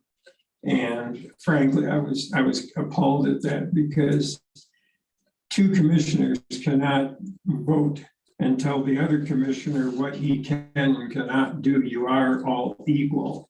And if you all agree how you want to do your job or how you want to divide up supervision or contacts with department heads, but to vote that you were going to deny Commissioner Flower from having the right to have contact with certain people, and that he had to undergo certain training before you would allow him to resume his duties, that is way, way beyond what county commissioners are allowed to do. You are, all three of you, equal. And as I said in my memo, nobody is more equal than others. Just because two commissioners can vote to tell one commissioner what he can and cannot do, that's not proper. So I was upset by that, but I've kept that to myself. But I think that going forward, you need to understand that, you know, if people are unhappy with the way a county commissioner does his job, then the remedy, if they are so upset by it, the remedy, and there's case law to this, is recall, not for the other two commissioners to take it upon themselves to impose limitations on one of the other commissioners. So I mean, that's just that's not just my opinion, that's based on the law, and everything that Commissioner Kanda read is that's all fine, but it's not, nothing there actually says that any commissioners, a majority of the commissioners, can place restrictions on the other commissioner in a case, whether it's a board of 3 or a board of 5. That's not the way it works. So that's my input on this. I hope that the discussion you had today will put this behind you all, and that you can go forward from here. But if I had seen this ahead of time and knew it was coming up, just the resolution itself, I would have said, wait a minute, there isn't any law that addresses appointing a managing commissioner. The statute relied upon talks about appointing a county manager or an administrator, which is that's addressing bringing in somebody from the outside, another person, not appointing one of you to take the position of manager over the other commissioners. So, and then when I saw what the motions were as far as restricting Commissioner Flower, I was very, very troubled by that. But so that's my input on this, and I guess that's all I had to say on it. Okay, thank you, Clint. I'm not going to argue what I did, and I did it separately. Kevin did his own research. This is fact. There is case law. There is actions that counties have taken where they actually did that. And there is a position of that's called a managing commissioner, not managing over all the commissioners, not a commissioner, supreme commissioner. It's taking the county employees and the day-to-day jobs that they do and being being the CEO or the vice president of that line of business. And that's how they described it. And that was based on opinions that I got from CTSI and other, to include the director of CTSI on how to handle it, to prevent, do the maximum we can with the authorities that the commissioners have. We cannot, none of the authorities that Tom has as a commissioner to vote and act on items that affect the citizens of this county. Only the citizens can impact that, just like you said, by a recall or by resigning or whatever. So that's what they suggested, and said that to mitigate the impact of a significant lawsuit that could happen, that was what you had to show, that we did take steps. That was their words, and that we did accomplish those. And Kevin put it out exactly right. Those were done. They wanted ethics courses, harassment courses, et cetera. And they suggested those. And in fact, Braden called them as well to find out what those kinds of classes should be and could be to meet that requirement. Now, nowhere does it say you must have 52 hours and 6 months of time. The time, and that's why in the cases they cited to us, it was those responsibilities were stripped in greater lengths of time, 6 months or more. And we decided, because, and rightfully so, Kevin brought it up, if progress is being made and they're taking the steps, and that can be shown to a grieved employee that we have taken those steps and are going to abide by those, like we've agreed to do today. Tom's agreed to it, that we're going to make sure. I agree to. Exactly. You took the classes. Didn't you take the classes? I did. You did. I thought you were pointing to your document there. No, I agreed to. That was all. I'm just pounding the table. Can I ask a question, Bill? Just suppose Tom had decided to go rogue and say, I'm not going to abide by these restrictions you're placing on me. I am going to do my job the way I want to do my job. What would be the next step then? I mean, what do you think you're? Nothing. That was it. There is no other step. We did the maximum we can do under the Constitution of Colorado, period. And that's embedded, and those aren't, I think the CRS 3011-7-107 November, if you read it, it does reference managing commissioner. It doesn't say county manager. It's the job authorities of the commissioners that are, so that you're not confusing the employees, because what can happen, nobody said you can't ask anybody in one of these other departments a question. You can ask questions all you want, but if it comes down to you will do this because I'm the commissioner, and that's that, and giving them direction that the commissioner, that's the county commissioner manager, has the responsibility to bring to the board if it goes outside the line of that managing department, then that's out of line, because that conflicts the personnel on who's in charge. Who do I get my leave from? But Tom said I could take leave. Candace said I couldn't. Those kinds of things is what that was set up to be, to help clarify. And it's not just points of contact. And in fact, what I've done always, I've never stepped into a meeting that Kevin had or Tom had where they were accountable for that like the road and bridge stuff. If there was a request for somebody to plow something that would cause things to happen, I didn't say go plow it. That's up to Kevin to decide. It's up to me to take that citizen's concern and say, hey, Kevin, I'm getting more issues out here. And Kevin can do, help. Well, if the road boss needs help, or if we need more money to buy a road grader and we don't have it in the budget, then Kevin can't just decide to do it. That's a board of action by the board. Goes up to the board. So that's what that was described. And I must have gone back 10, 15 times to clarify what the heck, because they said, take his authorities away until he's had either classes or has been whatever. But all you can, I said, what authorities? I can't tell him he can't vote. He's an elected official. And that's when they came up, well, this is and they sent the documents. And this isn't made up. I didn't make this up. This is something that is published and is taught and is presented to commissioners of what their sworn duties are and how to act within the law. And they cited, I didn't put the citations on here. However, the statute that you relied on in Resolution 21-24, the language does not use the term managing commissioner anywhere. I know they can create the office of county manager or administrative assistant to the board of county commissioners or county budget officer or any other such office as may in its judgment be required for the efficient management of those. Cite that again. Is that the that's 24-11-107 subparagraph 1 subparagraph N Colorado revised statute. This is 107 per N. It's 30-11-107. It's the same one. 107 per N.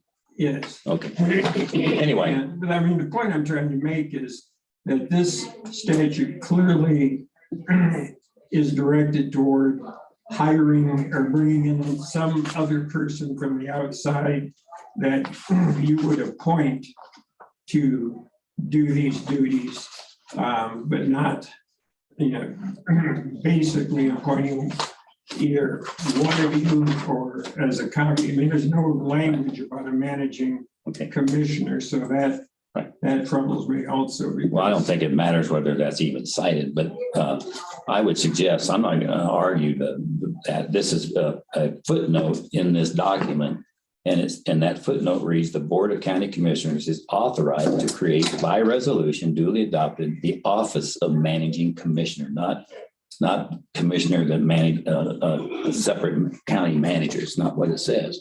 And it says, with the duties and authorities of such office for the oversight and supervision of the assigned departments as prescribed by the resolution. And that's what we did. And that was what they sent us as the template. And that's why that Exhibit A was there, and it described those departments. It doesn't set up a county manager. And then I went back after you brought that up, and I got a hold of several people at CTSI and asked them to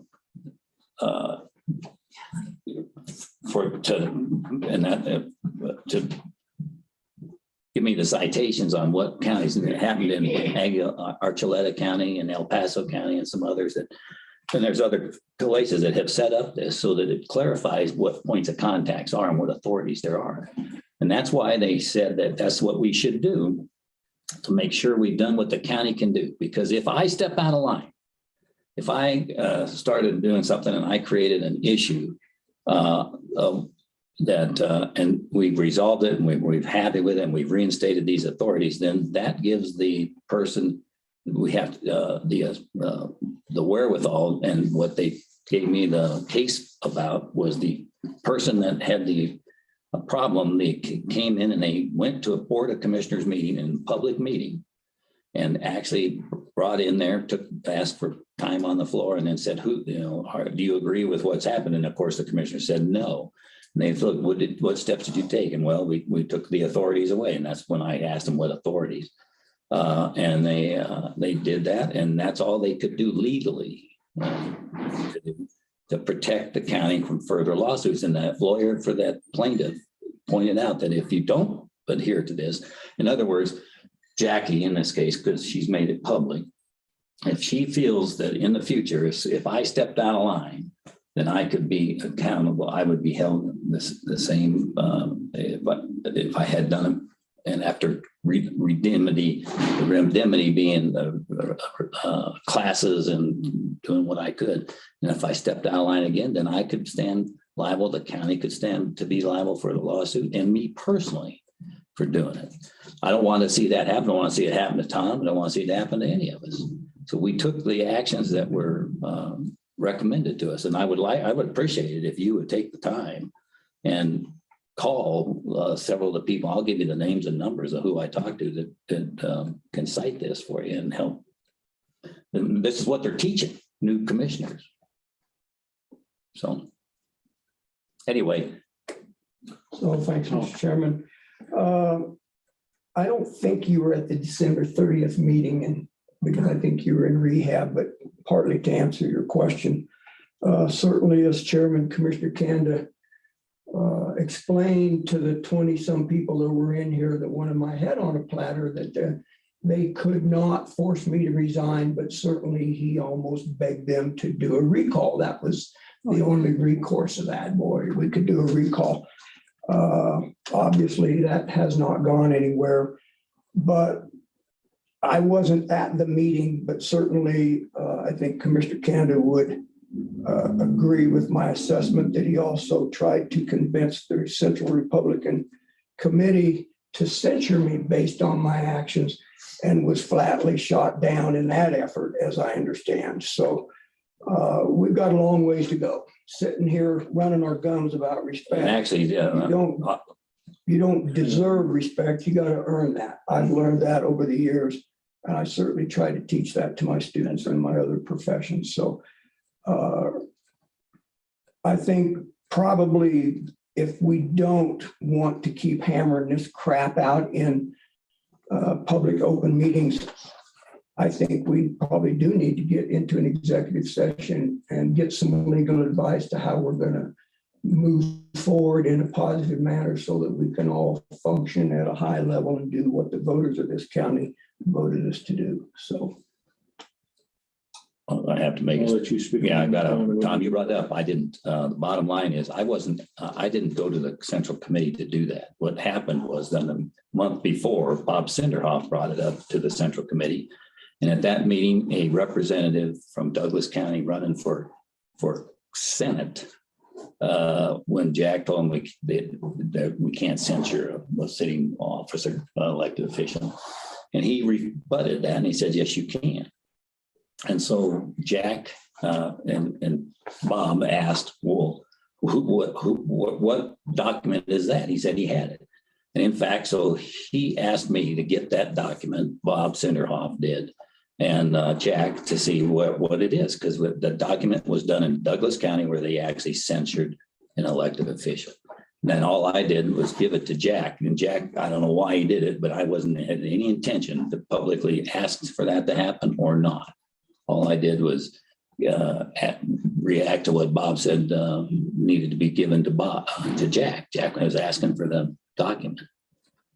So there you go. Anyway, we need to move forward, I believe. And I meant every word I said. I'm willing to move forward and let's see. And I'm going to abide by the outline that I've given you, that we do have departments. I'm not going to step into anybody's business other than to ask questions. And if it requires an action that goes to the board, that managing commissioner can bring it forward. Okay. I'm going to make a statement and then I'll call our vote.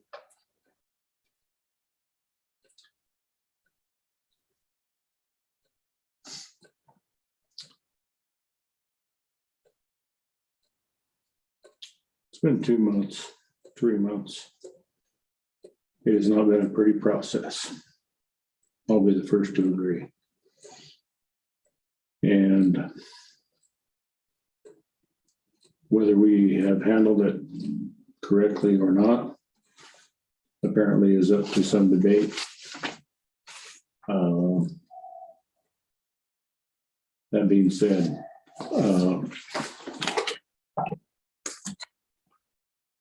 the conditions that were put forth were met.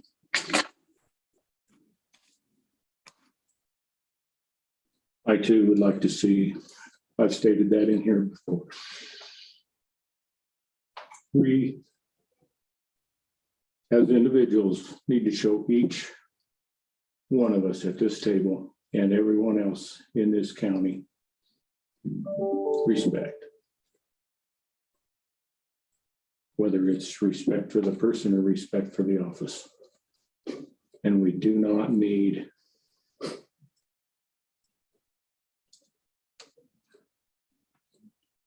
strife. We're not always going to agree.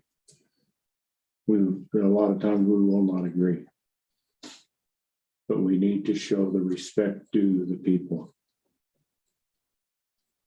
We do not need to sit here and continually bicker. It is unprofessional. It is unproductive. And I would very much like to see,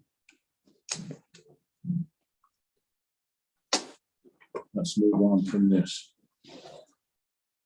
It is interfering greatly with our abilities to do our jobs. And to that point, we do need to move on.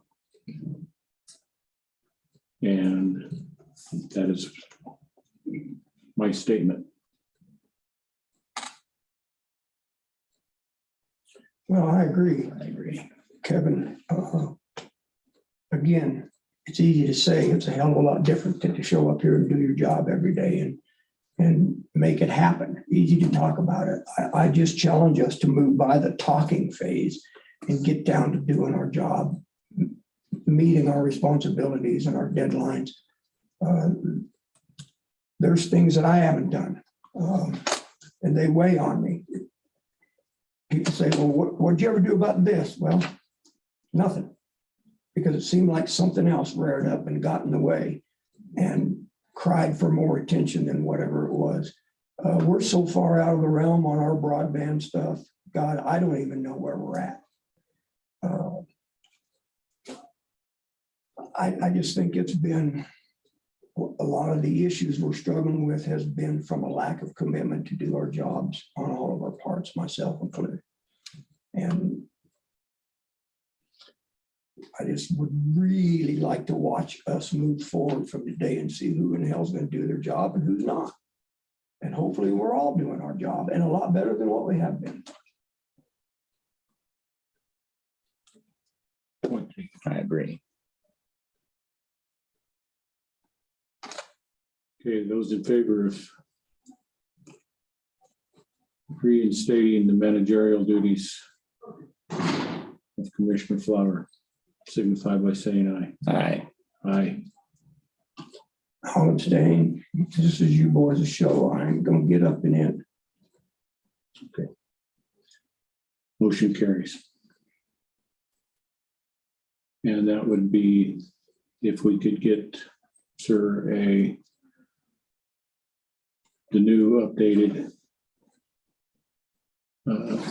chart and get that posted, get that to all of us and to the department heads or posted or whatever, so that everybody is aware. I would greatly appreciate that. I just sent you all this document. I've got a question for you, Mr. Chairman. You had, and it comes back to where we're at right now. You had indicated whenever that meeting was that you decided I didn't have a right to do my job, that somebody specifically came to you from the, well, you actually said a couple people had requested to you to take me off of the fair board. Is that a correct recollection on my part? Yes. We go to the recording, but yes. And so after serving as a point of contact for the fair board for 3.5 years, do you feel like I don't have any business being the point of contact for the fair board? I believe that from my conversations that they would prefer that someone else be over the fair board. Was that before or after the new fair board was seated? It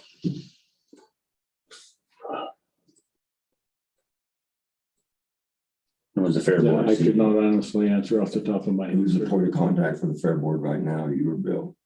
Who's on the fair board now? The chairman is Wendy Rusk. Iris Supan, and a host of others. And I believe that, and correct me if I'm wrong, sir, when we did the reorganization, giving all three commissioners their duties on that organizational chart, that bill was given that at that time. And I took road and bridge. We did make those changes. And that was before Bill and I took over your duties. And that's the org chart that he just asked him to put back into place. My point is this. I don't know how you're going to reassign me my responsibilities. But my question is, if the fair board didn't want me as a point of contact, then I'm assuming I'm not going to be their point of contact. Is that right? I would say that would be a correct assumption. Given the fact that would be the best operational consideration. And I believe that change was made beforehand so that the organizational chart that we came up with when we did those appointments would be the one that we are reverting back to at this point. Well, I spent 30 minutes on the phone with the vice president of the fair board less than 2 weeks ago. He called me. I get all kinds of mixed messages. So do whatever you want. And if we get that chart back and we need to address that, we will do that. This is it. This is what we decided before the fair board was reseated. Before we just, the arrows there were just where we agreed to swap it.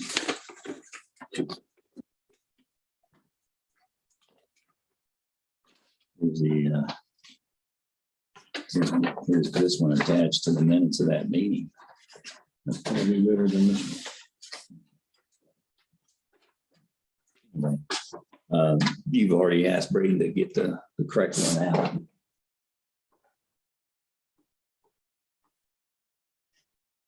Yes, you have the corrected copy from before the split on it, the corrected copy of the three commissioners. The original exhibit A. I will have that. I have happened before. I don't particularly recall when things switched from one to the other. And so I don't know if that was the date on that there, agenda there. That was done during that mid-January meeting when you guys appointed, no. Yeah, before January 19th. Which appointed boards and January stuff. I have. That's when the boards first we were discussing. Yeah, I have the list. Brady, let me just send it over. If you could do that, because this has got the before we switched. This has got the one before the switch, and then basically notes or lines drawing back and forth. So I would like to see something more definitive. Right. So we could do that. From a logistical standpoint, do we have any sort of language that determines how this process takes place as far as the distribution of each department and board? Well, we did that, so we just reinstated it. So it just goes back to what we set up with the new organizations. With the when we voted in that meeting to swap fair board and road and bridge. I don't know, maybe there's something There was a else. couple of. Couple others, I think some other, Yeah. as a board, we did that. So other than that So you're vote, those just votes, reinstating that. the vote at the beginning of the year and the subsequent votes, there is no language that says how we do that. That's all. It's just that the language was when you set up a managing commissioner and here's the organization. If we decide to change that, then we go and vote to change that organization. So we would, next year, if we decide Kevin wants to be the fair board and we decide to do that, then we would have to pass a change to that exhibit. Probably a resolution to do that, I guess, right? Well, in the past, every January, you We guys sat there just and we said, "Here." decide on who. Yeah, we didn't do it formally. It's never, yeah, you do it formally. Yeah, yeah, that's right. We do make that, and then that would change that exhibit. That would be, Yeah, it's just never. It never changes year to year. This year's really the first year that changes have swapped been made to it, and I think you guys discussed during that meeting. That maybe every year you need to look at. we could look at it and decide if changes, somebody and wanted to change. So, yeah. Yes, I believe. Okay. Tom even mentioned possibly throwing them in a hat, drawing them out or something like that, so. Okay, so if we could get the updated chart that was decided on that flow chart. then maybe mid-month, we'll throw on, or it's too late to do anything for tomorrow's meeting, but we can talk about what we want to do, publishing this, which describes those duties of a commissioner. People keep after us that we don't have that, and we do. We can make it official, put it on a bulletin board. I sent these to everybody, Or we can make the code of conduct official too. but that's what this is, but we could call it the code of conduct if we wanted to. This covers the whole spectrum. You read it. Okay, is there anything else?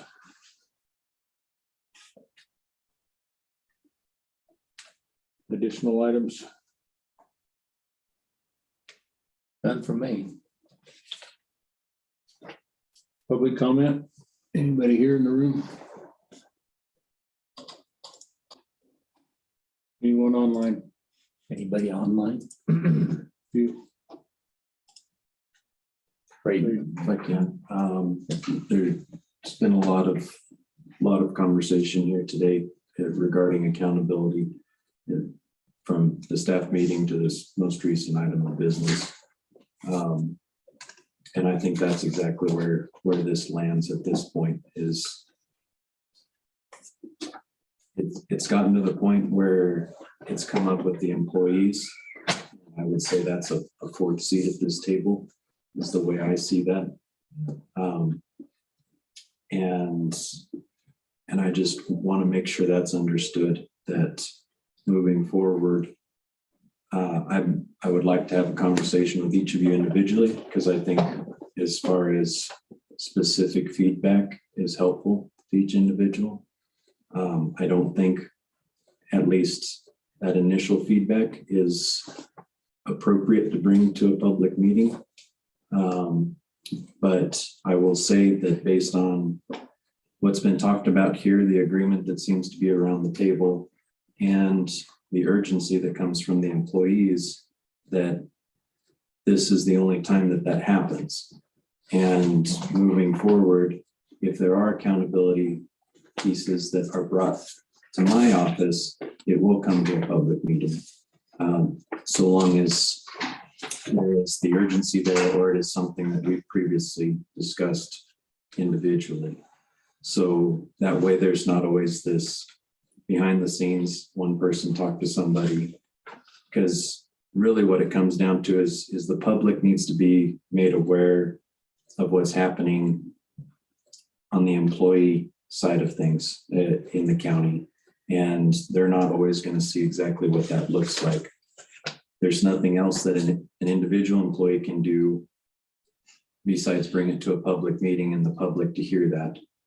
I volunteered to do that at the meeting yesterday.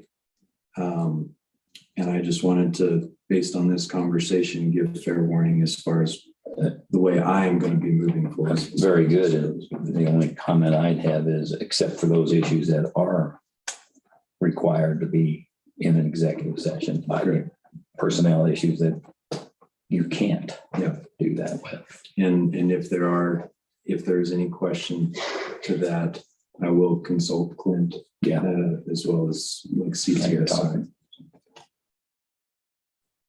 Thank you.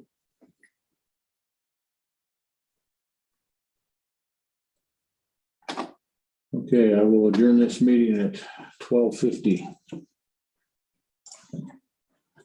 Wasn't 10:30. No. Really quickly.